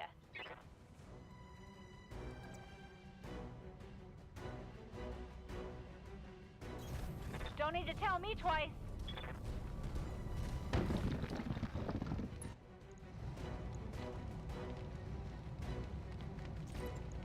Tell me what to shoot. Honestly, shooting a tank with a PPC like kinda that? feels like cruelty to small animals. Commander.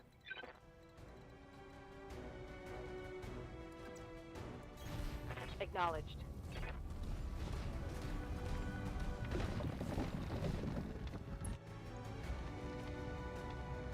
Roger that.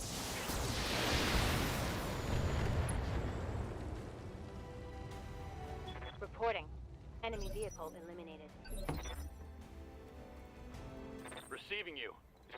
Given your track record, you are running. On it.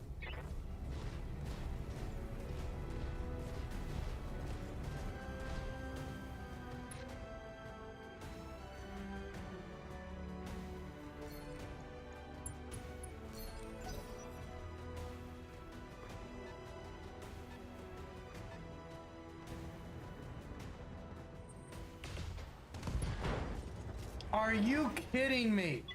Warning. Weapon system destroyed. Good to go. Murder it.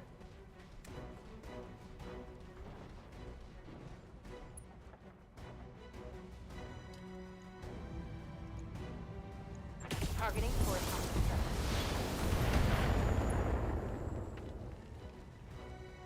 Enemy vehicle destroyed. Was gonna get out of here without major damage. Mission successful.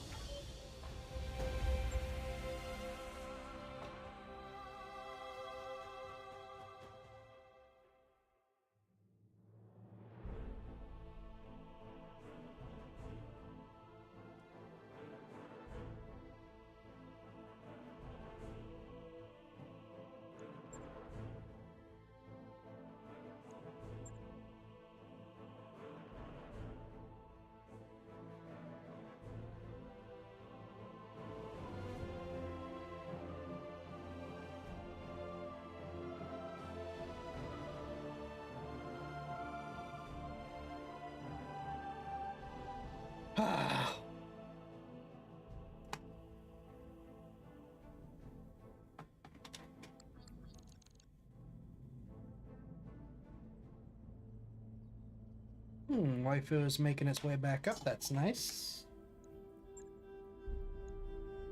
And we're just gonna pick the same options we had.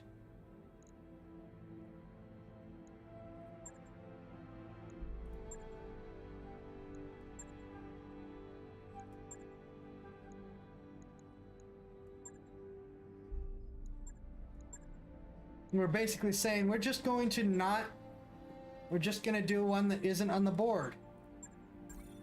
Because we got betrayed anyways. All hands, make ready for docking maneuvers. Okay, so the spider needs repaired, but I think we can.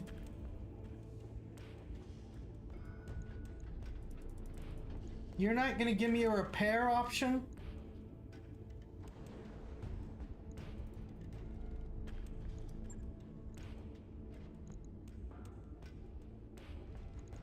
Really?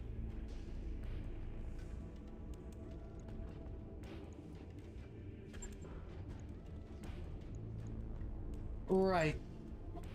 I can't repair it. I've got to replace it.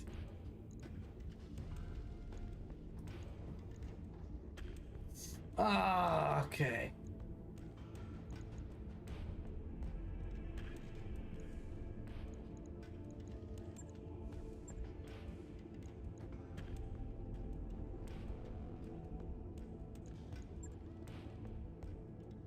I could put another laser back on, or I could put another heat sink on.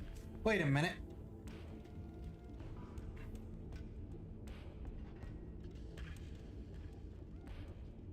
You saw how good the punches were. That arm wasn't tight.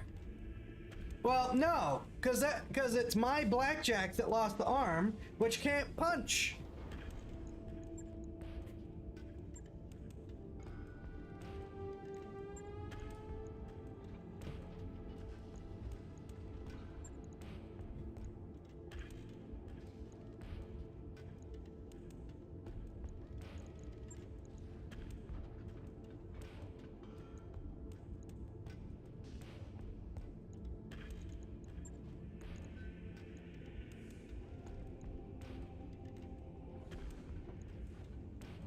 So I think that's what we're gonna do.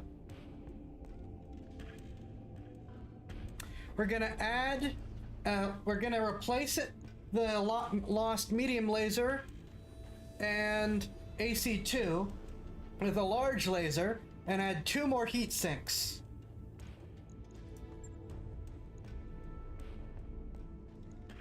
Right. I'll get it in the schedule. And we're just gonna run this little guy for the next mission. We're just gonna run the Locust and not worry about the spider yet. What is your repair time? Okay, we can afford to repair the spider. I'm not gonna worry about replacing anything else. We're just gonna have to do that for now.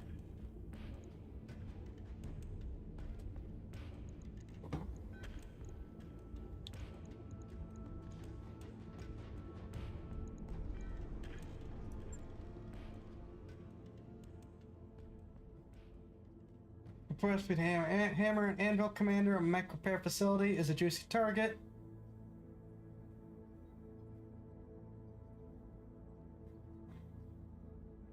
Protect the facility. If attack comes, hold off the assault until our forces can arrive to relieve you. I'm all ears, Commander.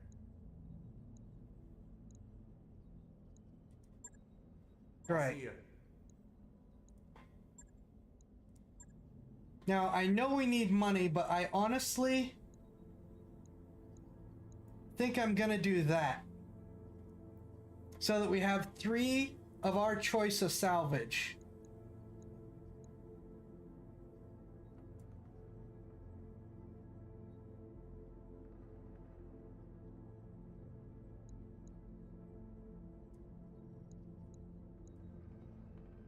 Maybe we'll get lucky and we'll get 3 mech pieces and can just build a new mech from the beginning.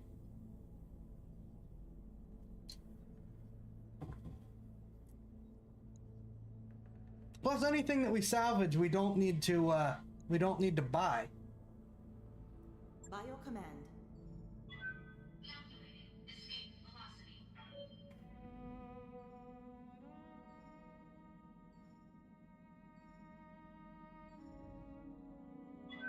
Docking sequence commencing.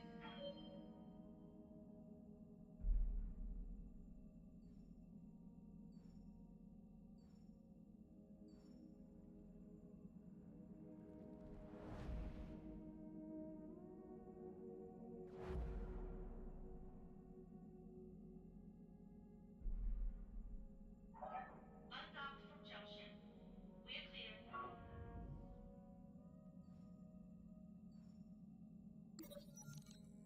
Sweet talk the banks again.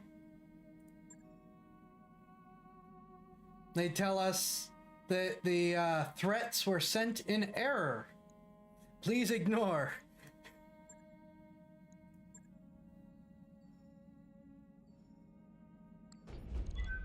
Now entering synchronous orbit.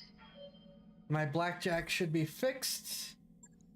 Might as well. I think we can afford to stall for 4 days.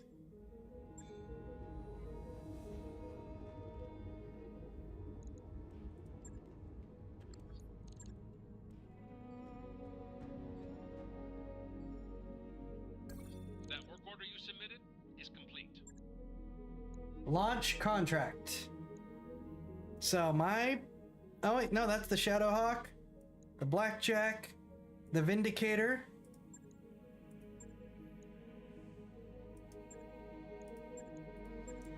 And the Spider.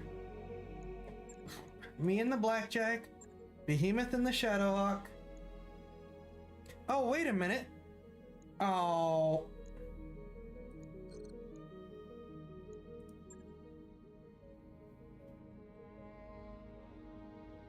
Hey, Banks love Pillow Talk. Sorry, I actually like your tongues attached to your mouth, not jammed elsewhere. Please accept our apologies. I realized something. We have experience points we can spend.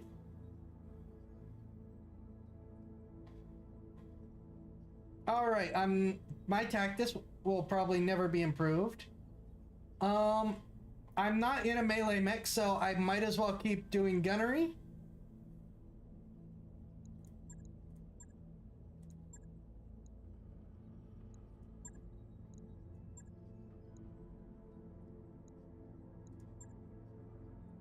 Just go all in on gunnery so I can actually hit the target more reliably. What would happen if I did this? Doesn't matter. We went gunnery. Mech warrior training complete. Behemoth Receiving you. only has 1,000 to spend.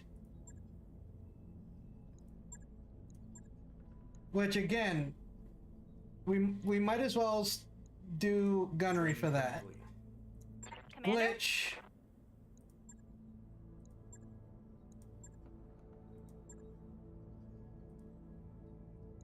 I think could actually deal with piloting Training since confirmed, Commander. Glitch is in a melee mech and Decker do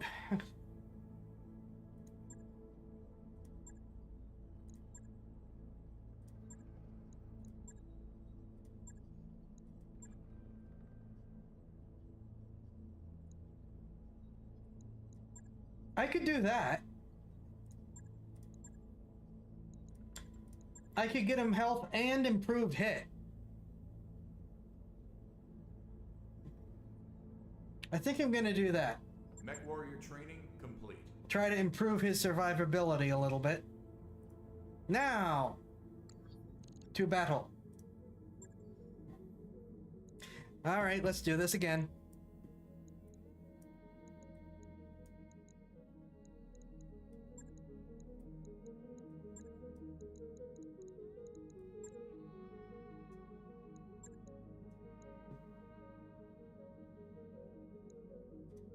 Mech warriors, prepare for combat.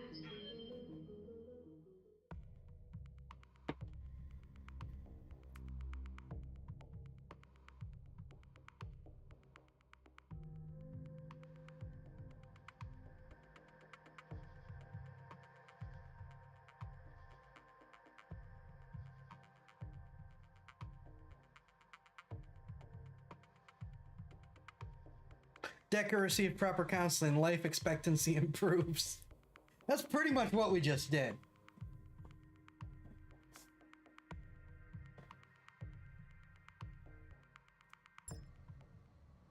Command interface initiated. Suspected commanders, looks like this security duty is about to get hot. We are tracking multiple hostiles, unknown types. Hold the base, keep the buildings upright, and then we get paid. Well, the enemy is coming from over there, I guess. So, Yes, Commander. Decker, go take a look.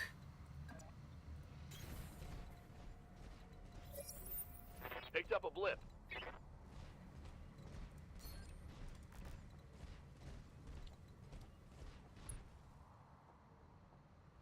Good to go.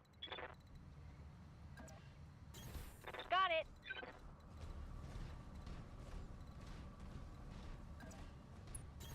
Copy that.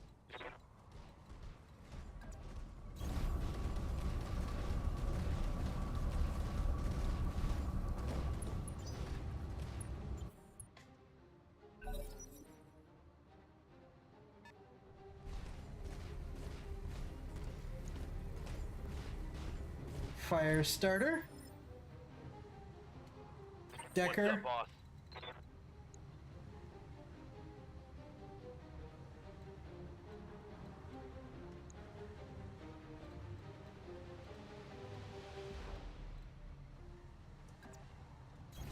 On the move.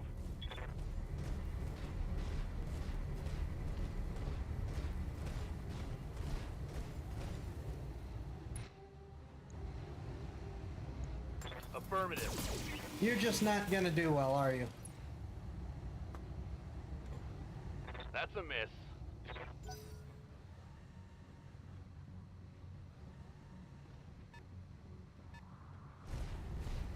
Oh, they're both fire starters. How appropriate.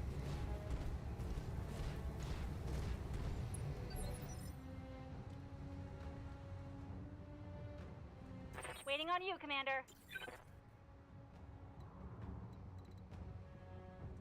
What can I do for you?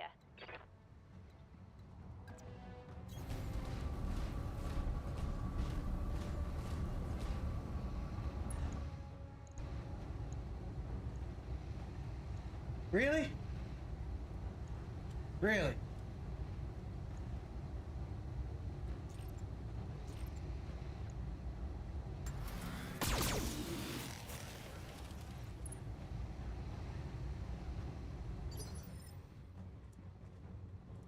Ready for orders.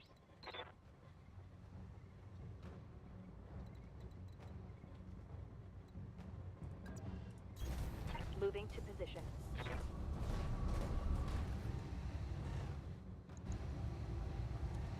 Wow. You guys just can't hit anything. Firing full complement.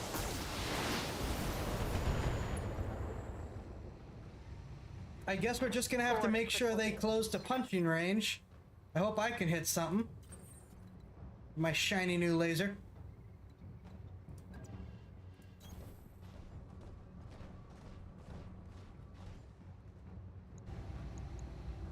Nope, I can't hit anything either. I'm just gonna burn away. All weapons committed. Yep, we're just reduced to punching. No damage detected. We can't hit anything.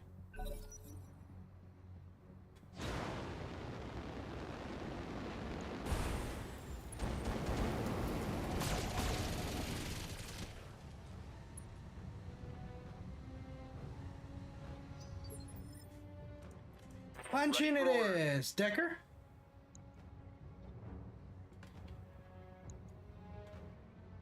Can I get you to move to the other one then? It shows multiple positions. How do I get you to... Oh wait, you can punch him in the back. Do that. Move order received.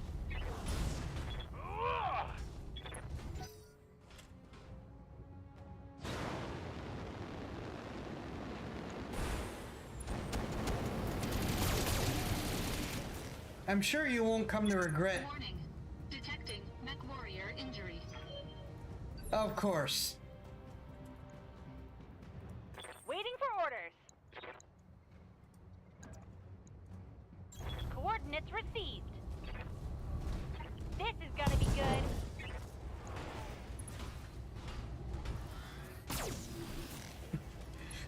That laser, whatever's causing her to do, because I don't think she's done that laser in previous ones, but that's just such insult to injury.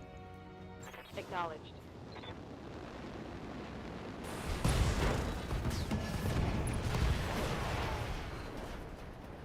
Hostile eliminated. I'm under heavy fire.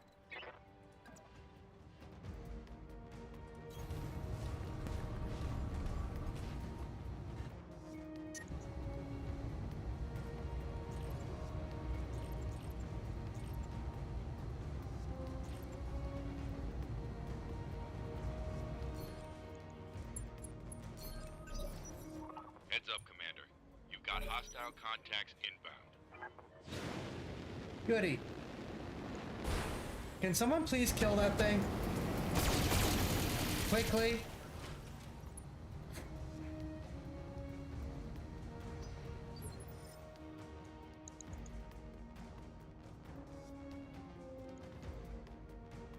Standing by. Unfortunately, I think Decker needs to focus on scouting. Double time. Let's go.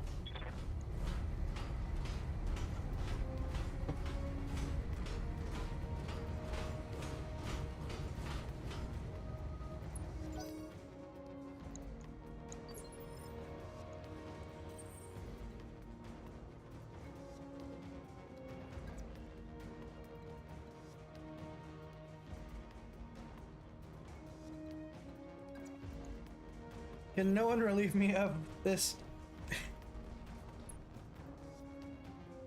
I feel like I should know that reference.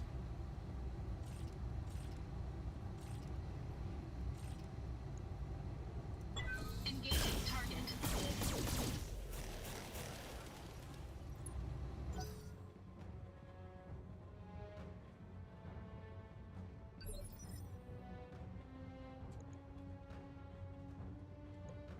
Yes, Standing yeah, by. I should have gotten that. I definitely should have gotten that. Locked on for physical attack. That was a really pathetic punch. Scored a critical hit. Waiting for orders. Moving to position. Ah!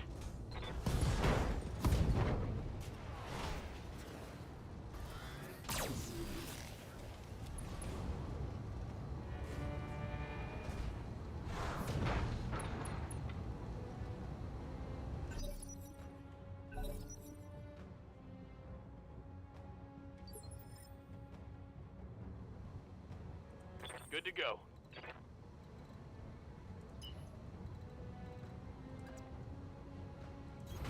On my way. Double time. Oh, there they are. There they are.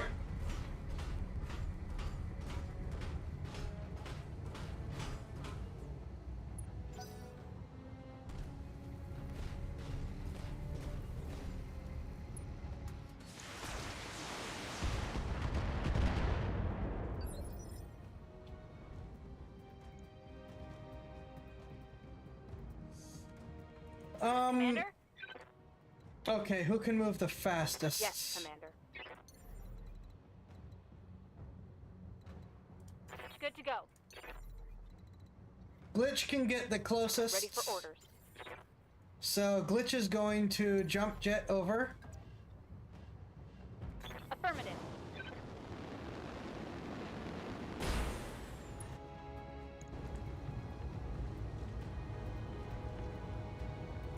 And engage. Affirmative.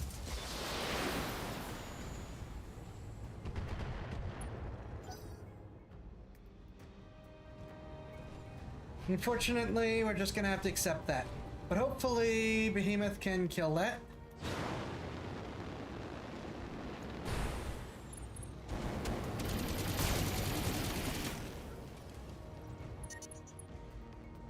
Maybe. Damage minimum. Warning. Heat exceeding recommended level. Well, I guess I'm gonna have to melee it, because I cannot use any of my other weapons. Engaging physical attack. Give them everything you've got. Cool. Mech destroyed. Orders. Copy that. I tripled the number of heat sinks I had, and I'm still cooking. I copy.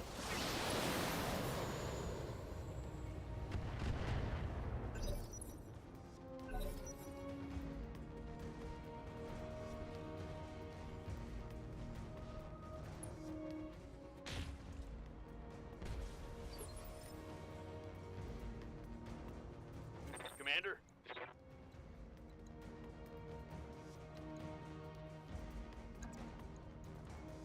Got it. Targeting for physical attack.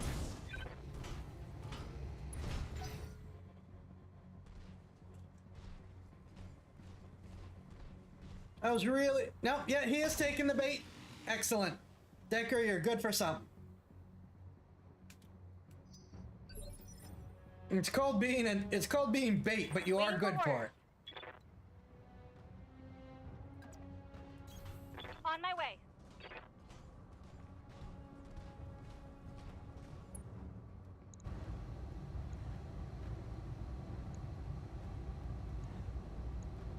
Roger, Commander. I've got the shot. Enemy down. Receiving you.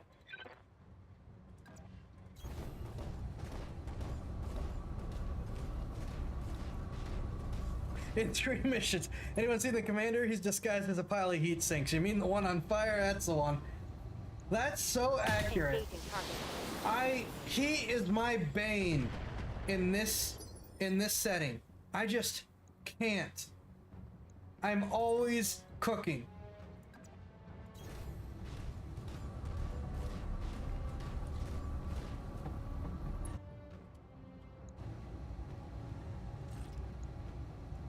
Engaging target.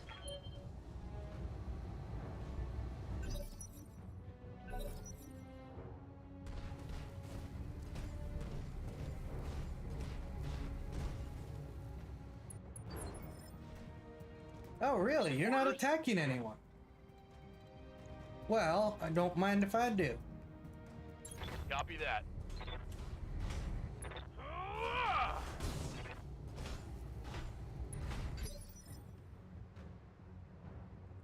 Commander?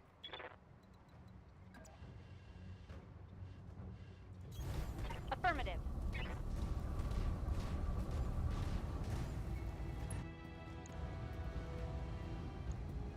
Roger that.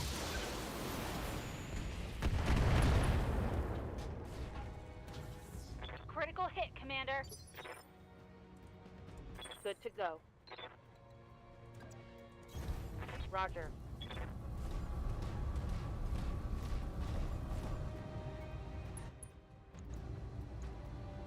Engaging.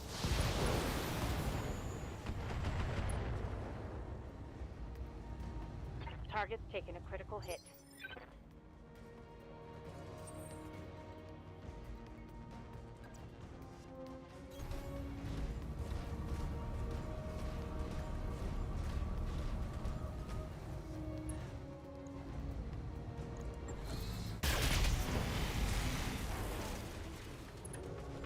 And down he goes. Enemy mech destroyed.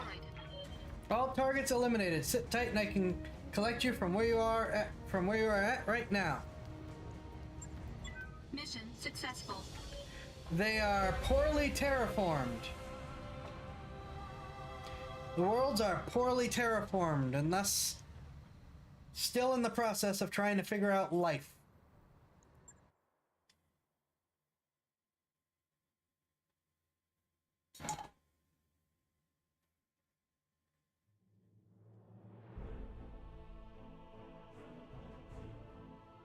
And we got bonuses. No backstab, and in fact, extra pay.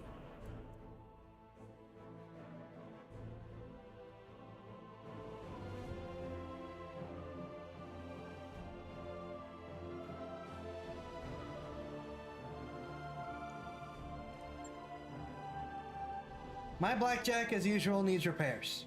Oh my gosh, 20 and 27 days of me being in the hospital. Good grief. All right, we can take, what can we take? I really don't care for the commando. Honestly, I don't care for the fire starters. Ugh. I should have gone for more money. Ooh, we can get a PPC.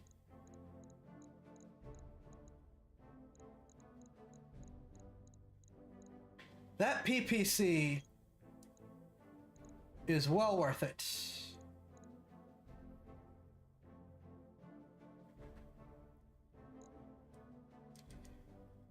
There's really little point in taking.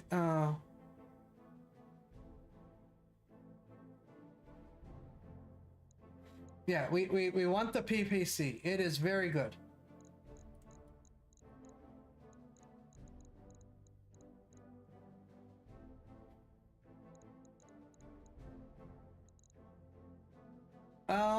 Hmm.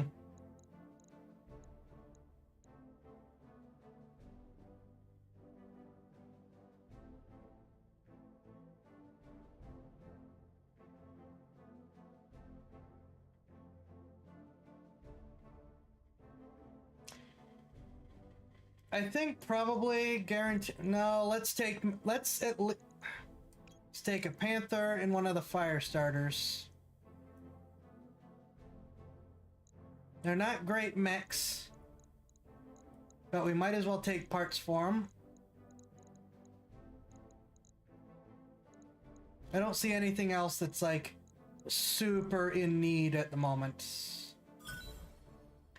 So they gave us the piece of the commando, a flamer, 2 medium lasers, 4 jump jets, and SRM ammo.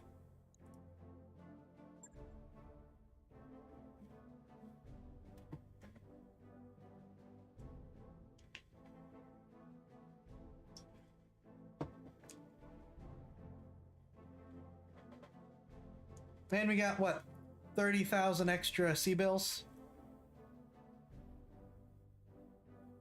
Yeah, if you could take a PPC, take the PPC.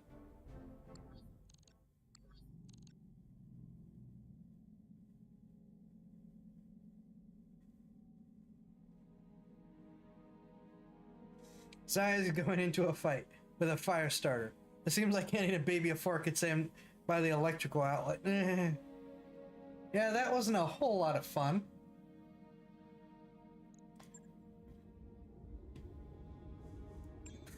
All right.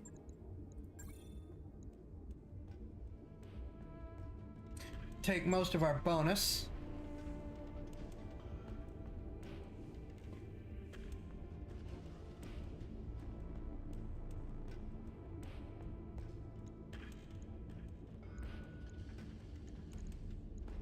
Wait a minute.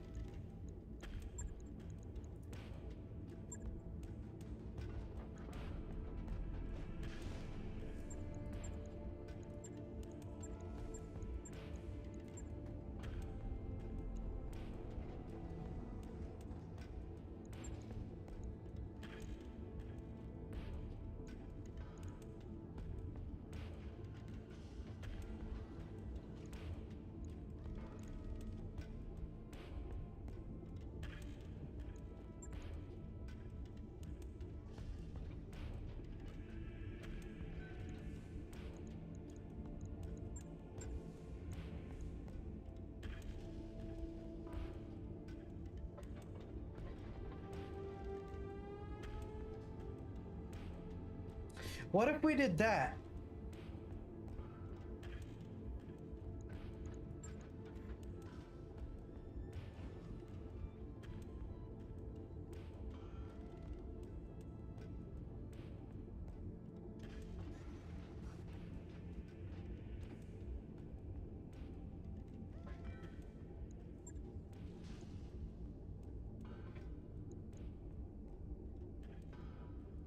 Actually,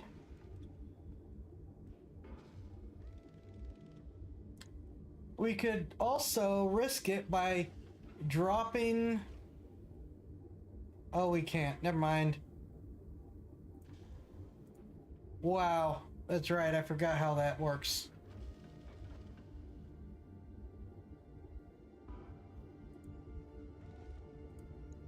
Yeah, that's not worth it. I was thinking maybe dropping a little bit of armor to make room for the final heat sink.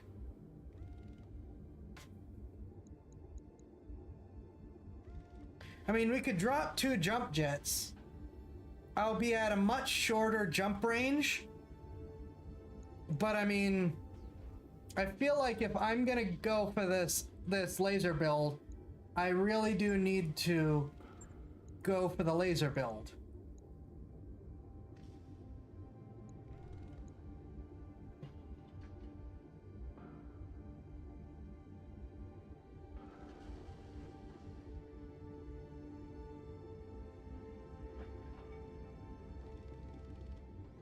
Now we've got a PPC, a large laser, and 2 medium lasers.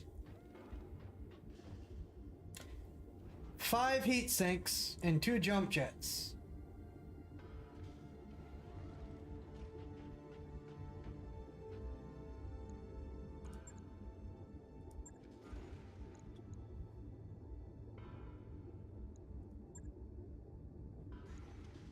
On it. I'll let you know when that's done.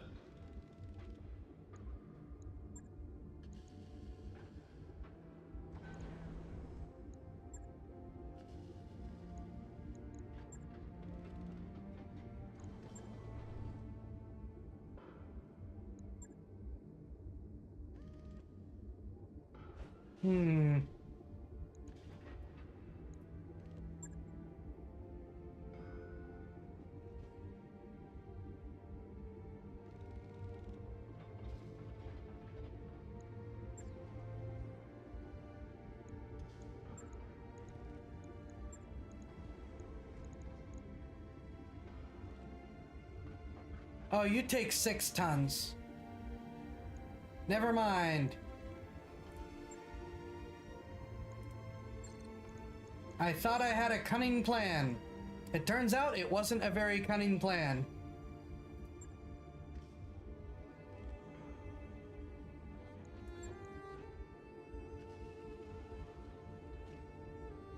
One missile.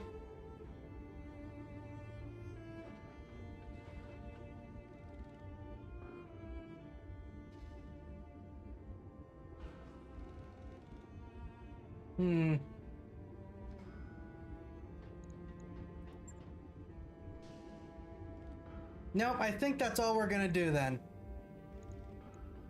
I'm busy healing anyways.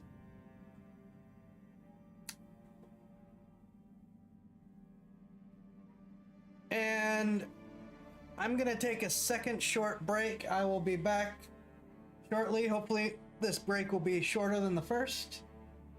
And we'll see if we can get another mission in and test out our new beam spam blackjack.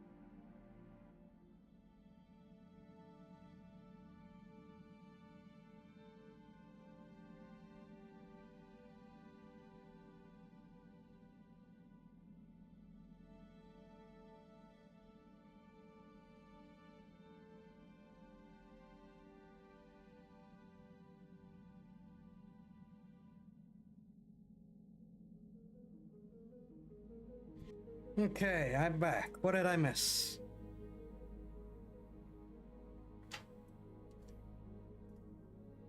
Food might be thermally effective, so eating might constitute heat sink. Maybe.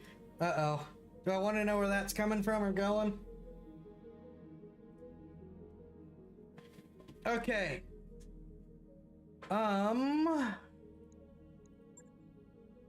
Can I benefit from points? Well, I'm not improving tactics, so that's just a given. I can improve your tactics, which won't do anything yet.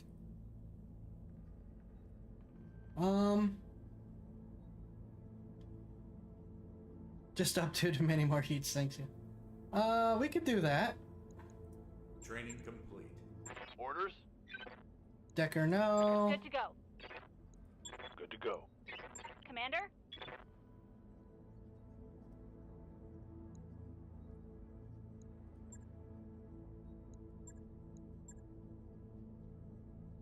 Given how much melee I rely on, this could be good. Yeah. I don't know what I'm going to do with you, so I'm just going to leave your stuff there.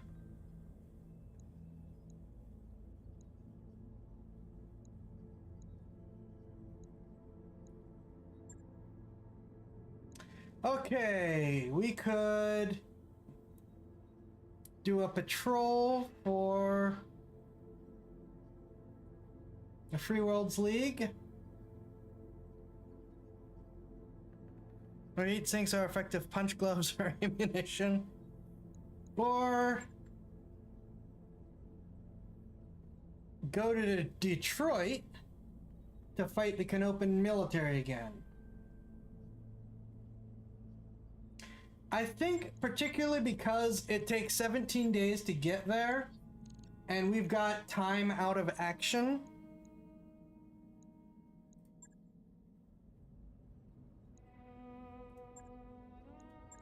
Actually, I think we should wait a little bit before we do anything, because of how long I'm going to be out. I think that's probably the smart option.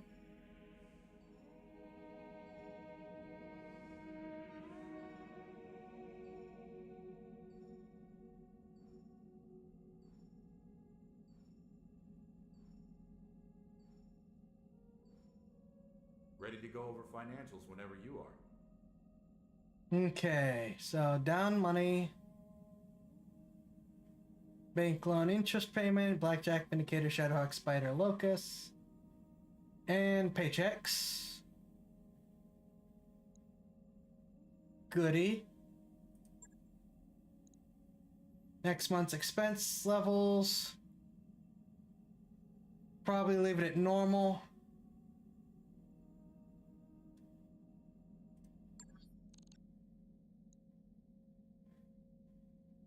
Okay. So it'll be 11 days. Is there 11 days worth of work that we can or want to do? What do you need? You have 2 beam options left. 1 support. You have...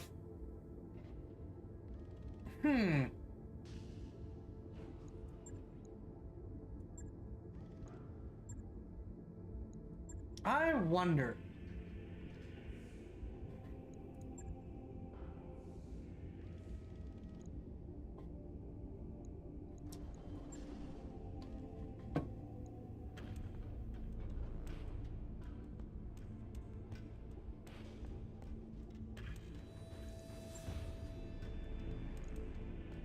No, you've used 2 beam options. I wonder if I stripped out...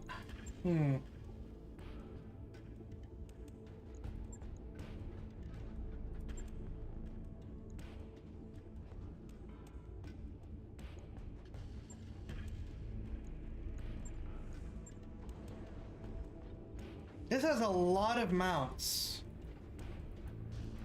I could potentially turn it into a gunboat and use the Vindicator as another beam spam mech. The question is how long the refit's gonna take. Because if we drop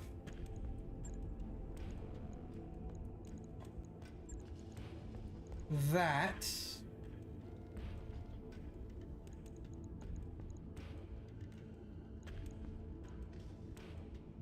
add lasers there,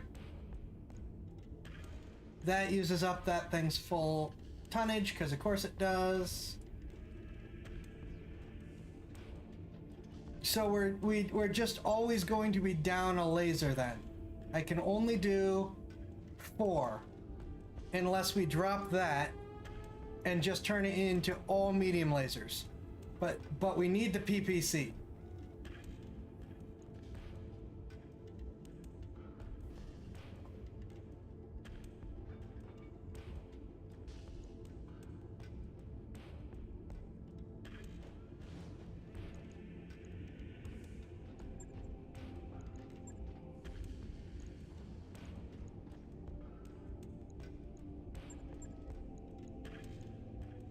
And what? Oh wait, no, yeah. What happens when we refit you?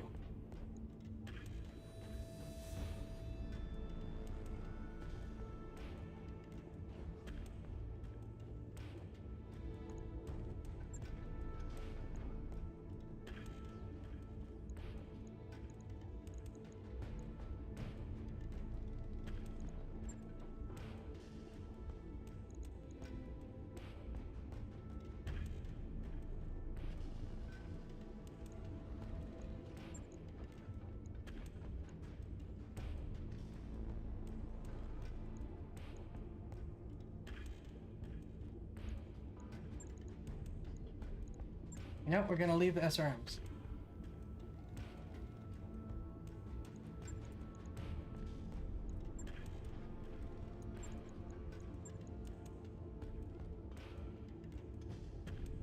Yeah, so there's absolutely no doing that.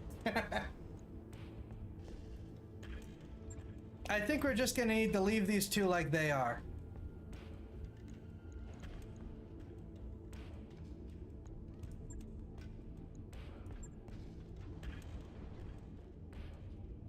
Because we can't fit anything else on these guys.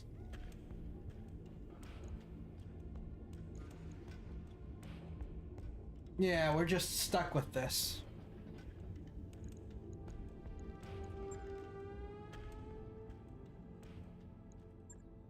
Oh, we can... These haven't changed, so we can still go pick on the Canopians.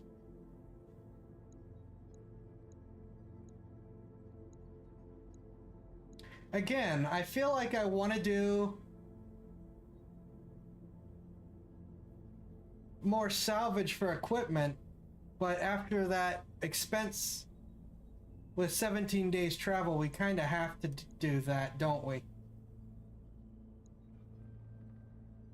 We'll roll the dice and get our 2 picks again.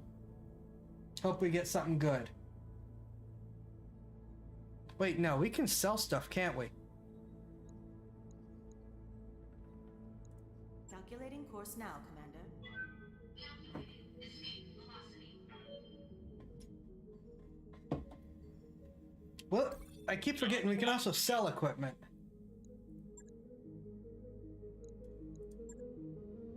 So that's work done.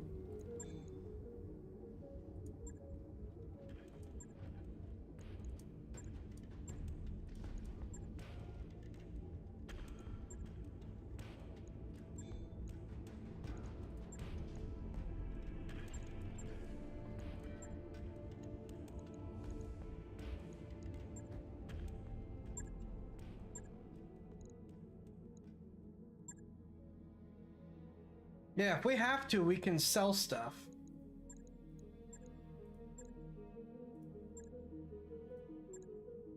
So I think we can afford to take that risk. All hands, make ready for docking maneuvers.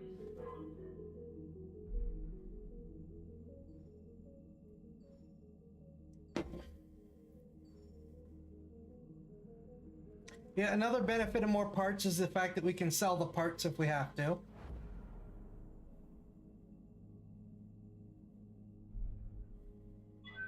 Disengaging from junction.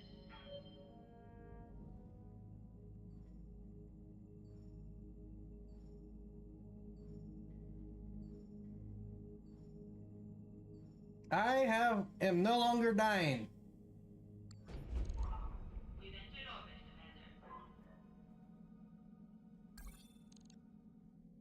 And we can just immediately proceed into drop.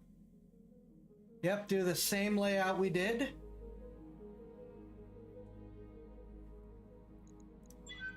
warriors, prepare for combat. And however long this takes, this will be the last thing we do for tonight, because I'm going to need to drop.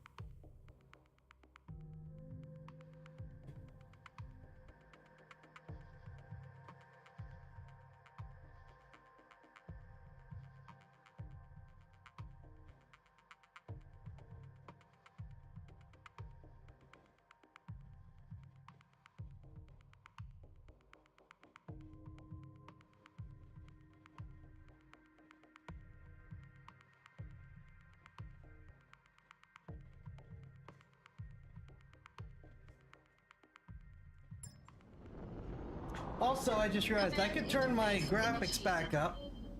I gotta figure out what to do about that.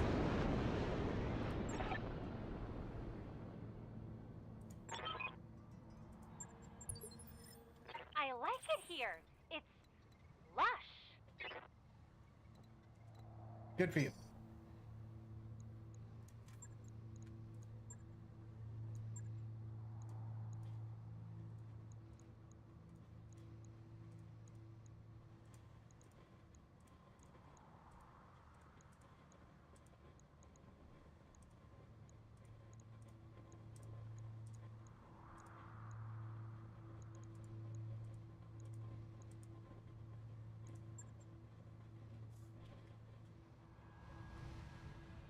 All right, Decker, Receiving you. you know the drill. Coordinates received.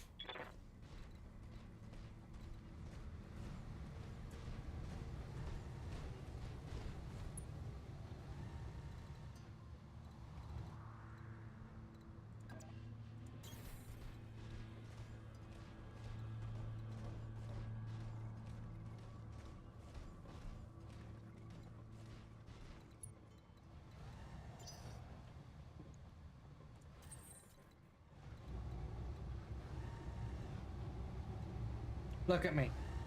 Thank you.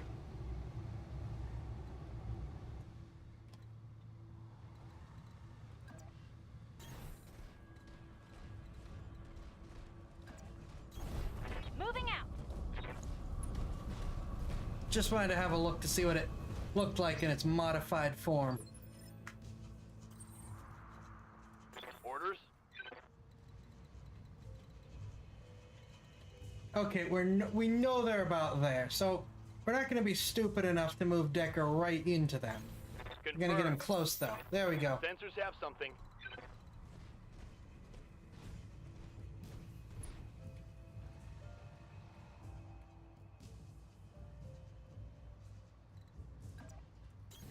Location confirmed. Actually, no. That is a good spot.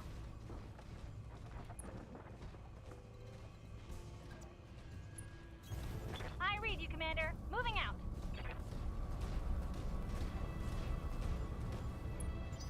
If I'm going to be direct fire support, that gives me good firing angles.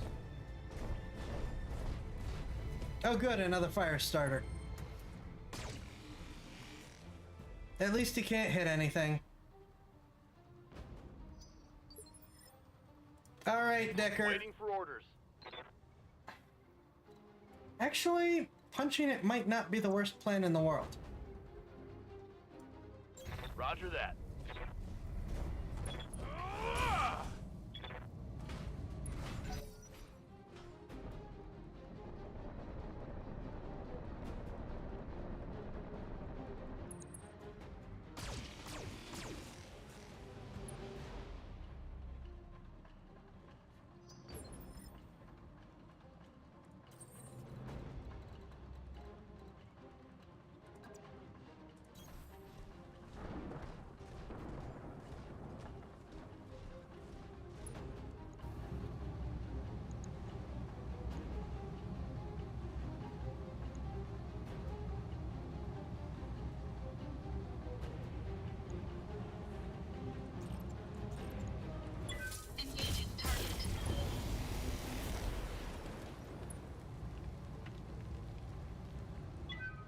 unit destroyed.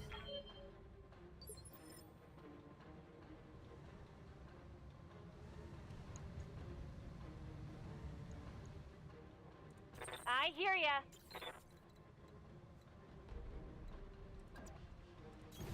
Got it.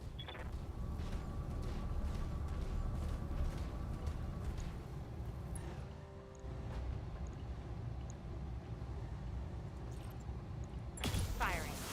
Since these guys will be firing next, I was hoping I could kill it first. Good to go.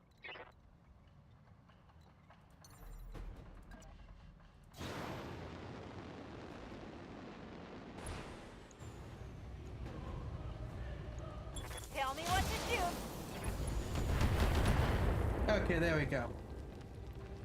Knock down So a that vehicle. one doesn't get to take a Okay, turn at least. Now it's on.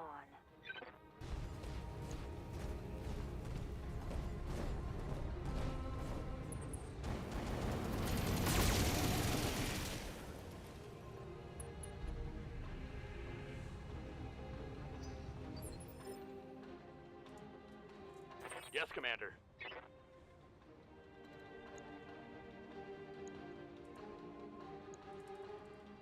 You're not gonna let me melee it?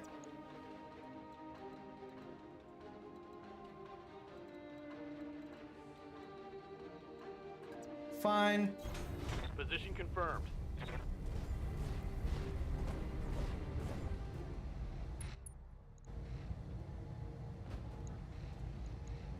Locking in all weapon systems.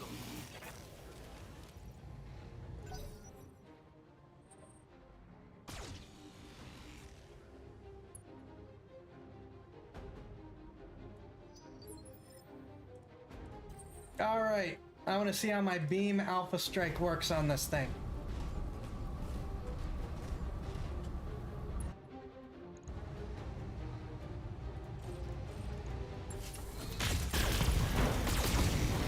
Or I could just immediately miss with the PPC.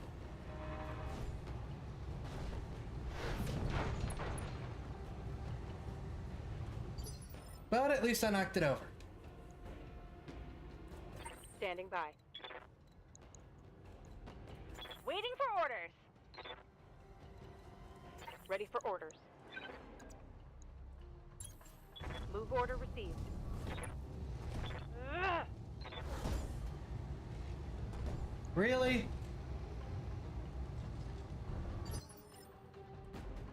Waiting on you, Commander. Coordinates received.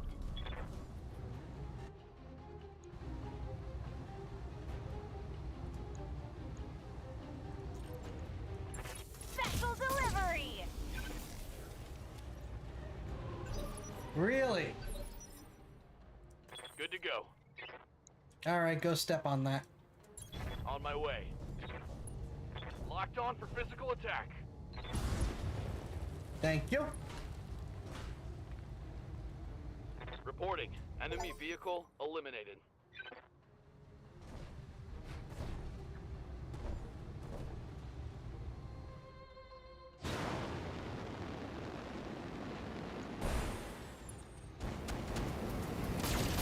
Of course you're focusing on me. Why wouldn't you focus on me?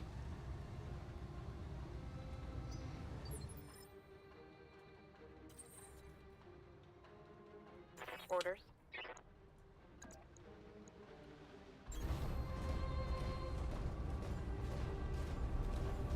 Targeting for physical attack. Thank you. Target eliminated. Milk run just as we expected. Good work, Commander. As I'm sitting in my oven again. Mission successful.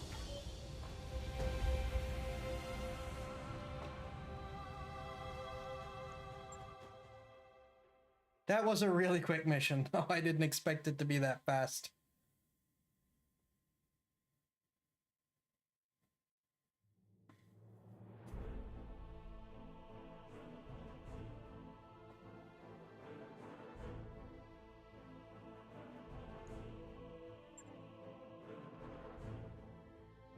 But we have no meaningful repairs to do, no injuries to heal, Thankfully.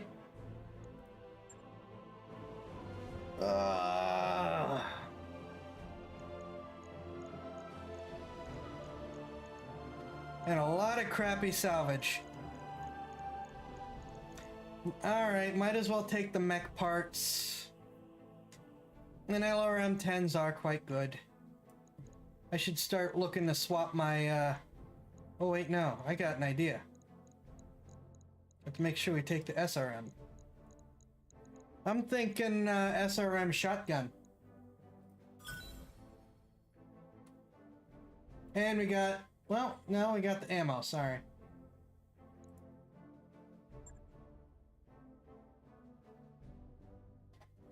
I guess blackjacks are kind of notorious for cooking their pilots anyways.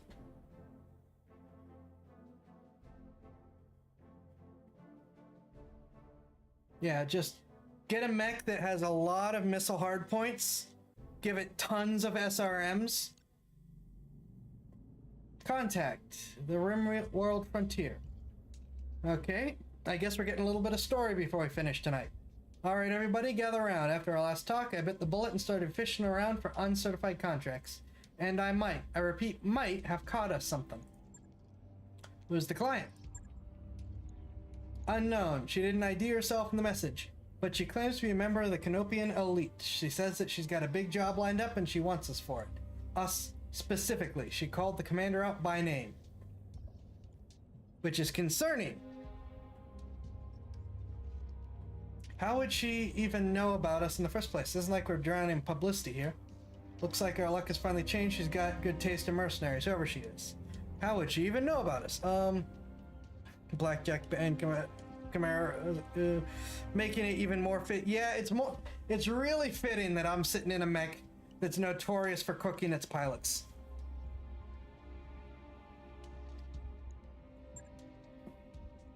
Good question, and I'm betting we don't have an answer. You're certain this client isn't really a bounty hunter? Because I can list off about 5 different banks that all love to repossess this ship. We're shopping for uncertified contracts behind the review board's back. No, I'm not certain, but for what it's worth, I can confirm that she's rich. She reached out to us with a priority HPG message. And those things aren't cheap. Rich is good. I like rich. We'll meet with the new mystery client, but that's all we'll do until we heard her pitch. It sounds like a step in the right direction. That's all we'll do until we've heard her pitch. That's fair, Commander. We need to follow up on this. That doesn't mean we can't be cautious. A meeting is just a meeting. What's the worst that could happen? We have been betrayed multiple times. What do you think the worst that could happen is? Yeah, see, our new client vents us out the airlock, and our corpses spend the rest of forever tumbling through the icy vastness of space. That is the worst that could happen. Thanks for the delightful image, Yang. Look, Zyfax, I'll admit, this is sketchy as hell, but it's also the best lead we're likely to find. If you want to follow up, plot a course for Bellerophon. The client will be waiting. Contract to meet with our new Canopian mystery client is ready for review in the command center. Take a look when you're ready, Commander. Our mech warriors have picked up a fair amount of combat experience over these last few drops. Head to the barracks to review their dossiers and direct their training. And don't forget, you can check on the state of our finances from the terminal in your captain's quarters. If you ever want to change our mercenary company's name or symbol, you can do it from there too.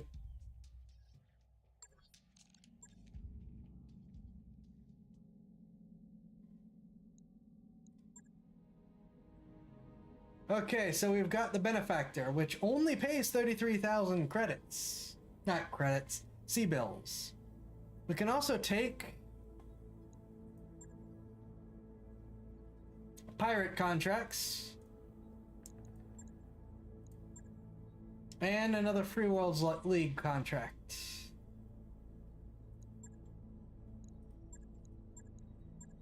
So these are in-system and quick money. That's out of system slow.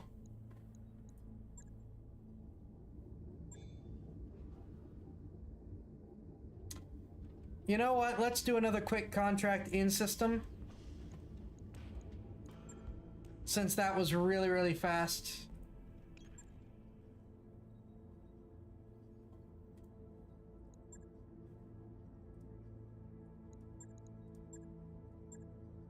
I'm gonna save up for gunnery. If I'm stuck in a blackjack, I might as well take the gunnery stuff. Waiting for orders. Receiving you. Waiting for orders.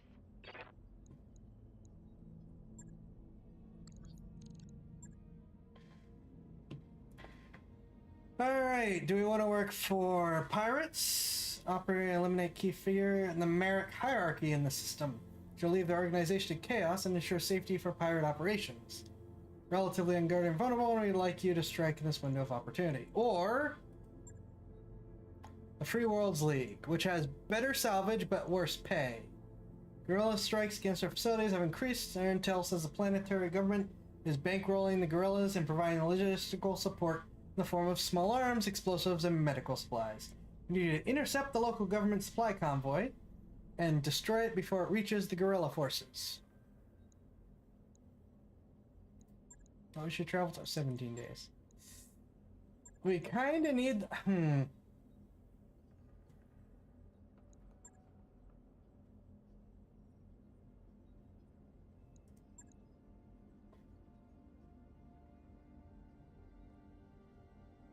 So this one, so these two basically are opposites. I think we're gonna go with the Free Worlds League.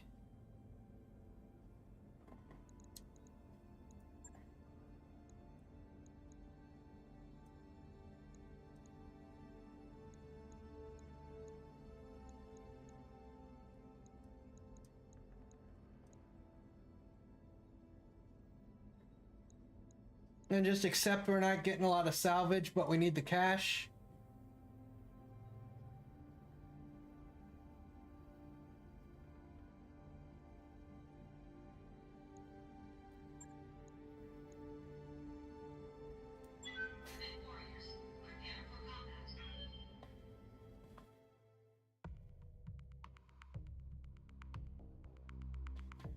This will get us back over 1 million sea bills for when the financial demands pop up again, at least.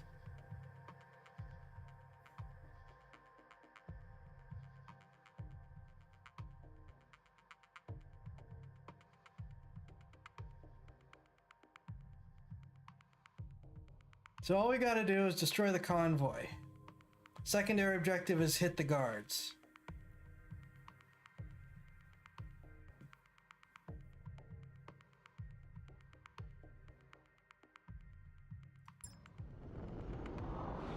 Command interface initiated. Eyes on vehicles before they escape the trap. Extract that designated location. Good luck. Okay, here we go. Decker, as always, be our eyes and ears, please. Got it.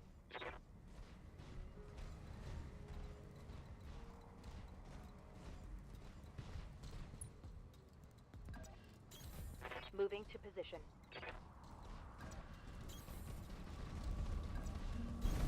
Coordinates received.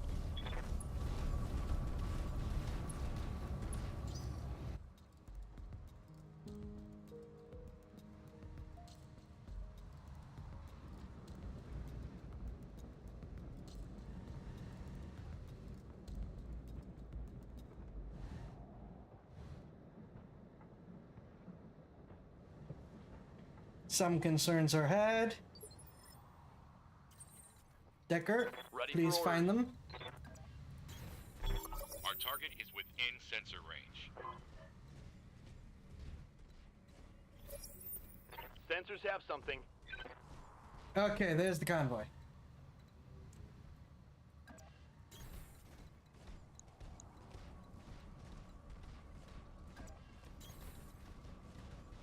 Planet's horse. Yeah, there's a lot of not great planets in Battletech.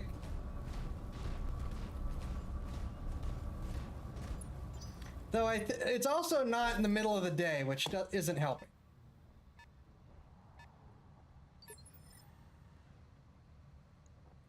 Standing by. Okay, so this will get eyes on them. You know what, Decker? I want you to go circle around and hit him from behind.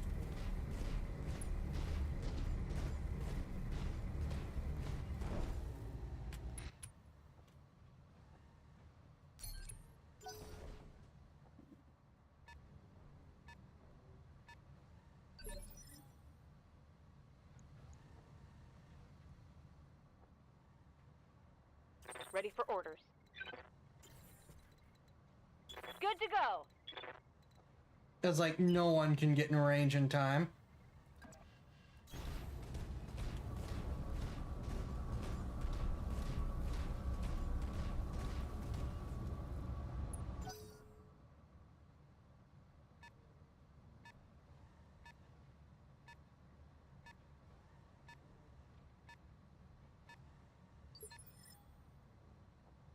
Orders.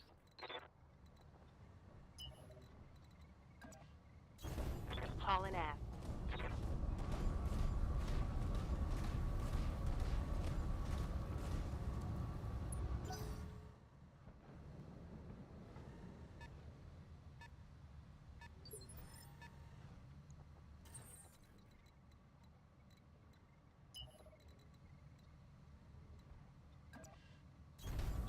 Full throttle.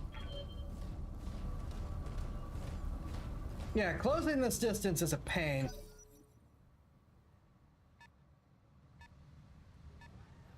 And they're moving fast enough, Decker won't be able to get around. He just has to come back, maybe jump over this.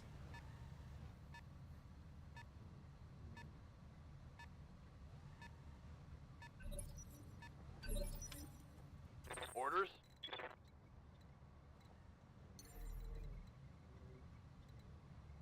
Oh, this is gonna be a risk.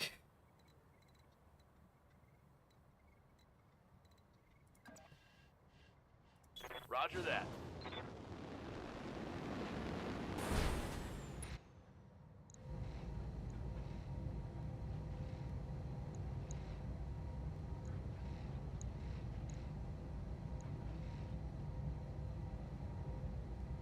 Hold up. Can I get back shots on the locusts?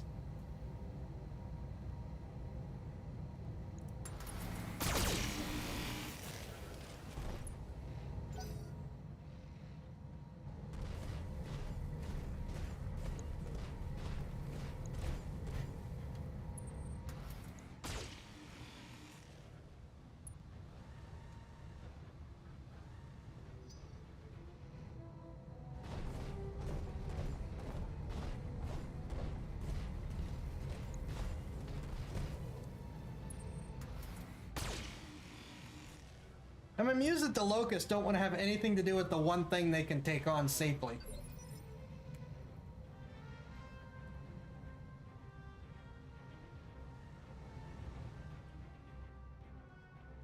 Commander.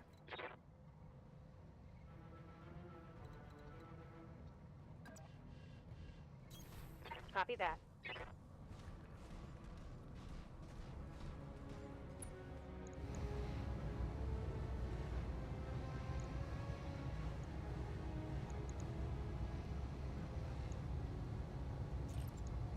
Got it.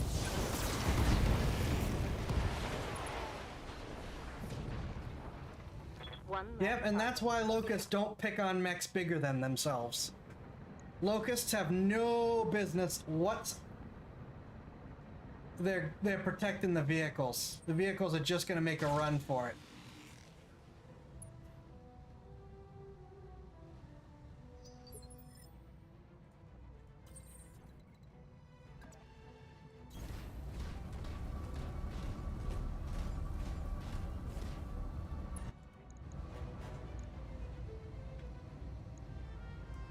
Engaging target. Primary target damaged. Concentrate your fire and bring it down.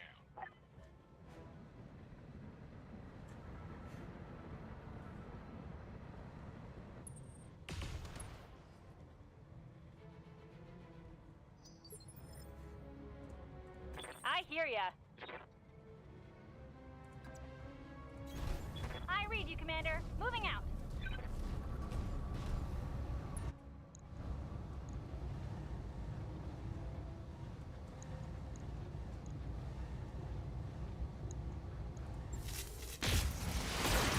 Primary target is damaged, Commander. Keep it up. I feel bad about shooting the little guys. Really?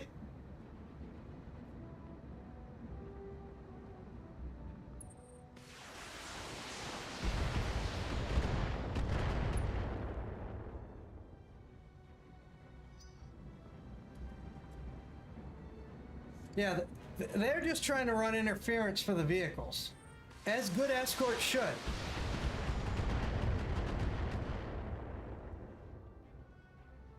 Minimal damage on that hit. Good to go.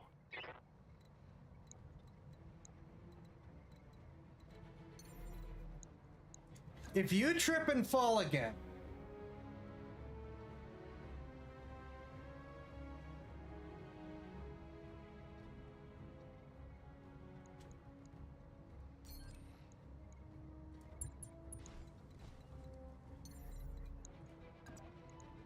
Roger that.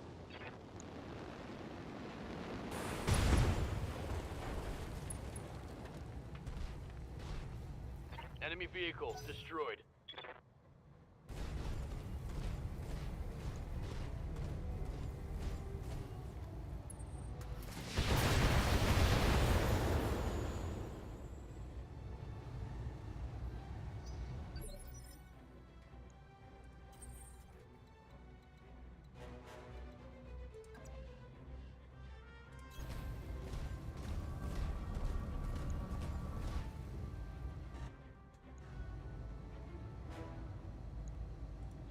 Engaging target.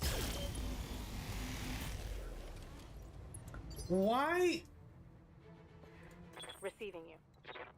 Waiting on you, Commander.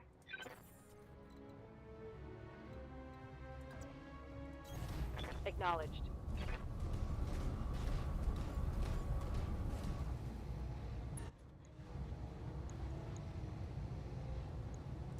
Target confirmed.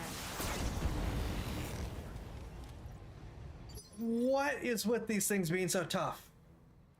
What can I do for you? On my way.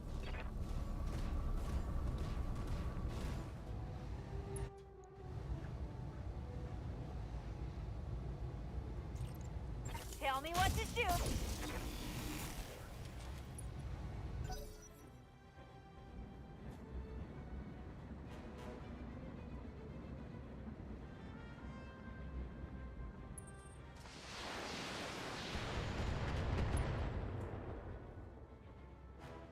I'm showing minor damage.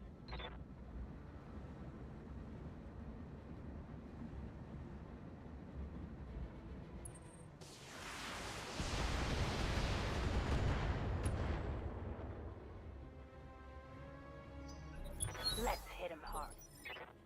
Orders?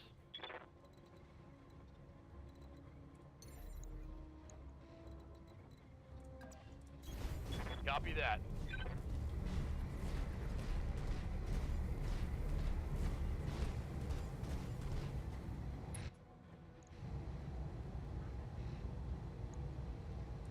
Roger that.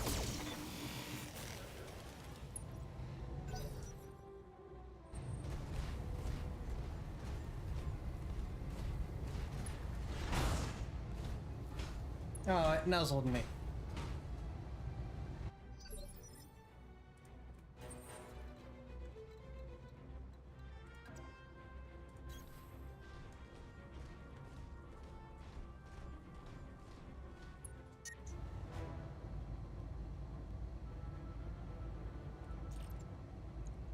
Engaging target.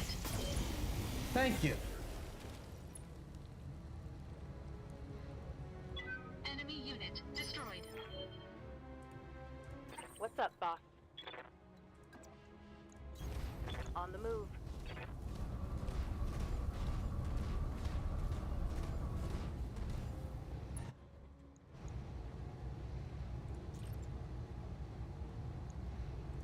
On it.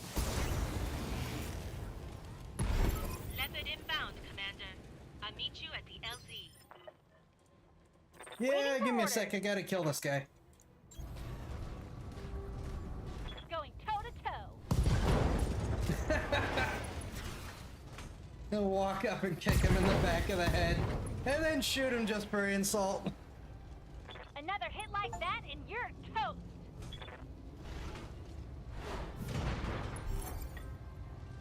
And then he falls over and the pilot gets knocked out.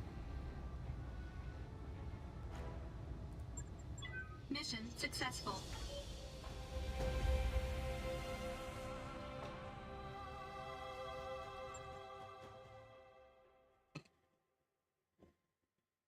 This run has been going way better.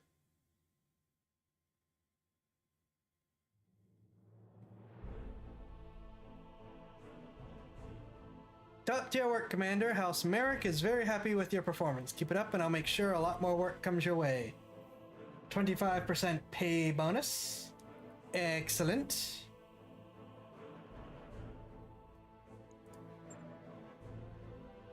Not much on repairs. XP bonuses. Alright. Locusts. Ooh. A General Motors Autocannon 5. I think that's gonna be our take, because I don't really care about getting another Locust.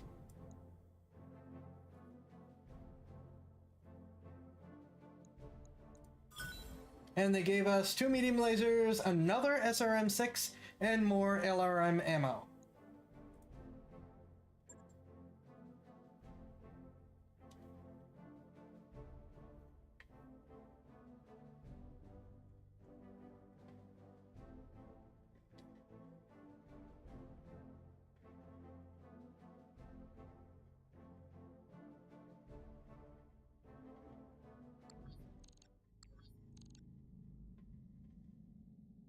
That has pushed us up over the million C-bill mark, so we'll be pretty good for the next pay round.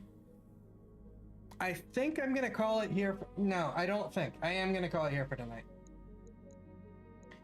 Managed to get a little bit more pep in me here at the end, but I know it's not gonna last.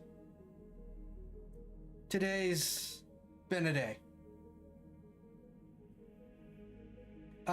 Very glad to see the game running way better than before. Annoyed. I'm gonna see if that's just stream elements. I'm gonna see if I can run some tests. We'll see. Anyone has any suggestions for reactions for Sunday? You know where to find me. Check out my links on Solo for everything. I'll see what I can get updated and put together. I don't think I have any other announcements. So with that, I wish you all a very good weekend. Be safe, and I will see you on Sunday.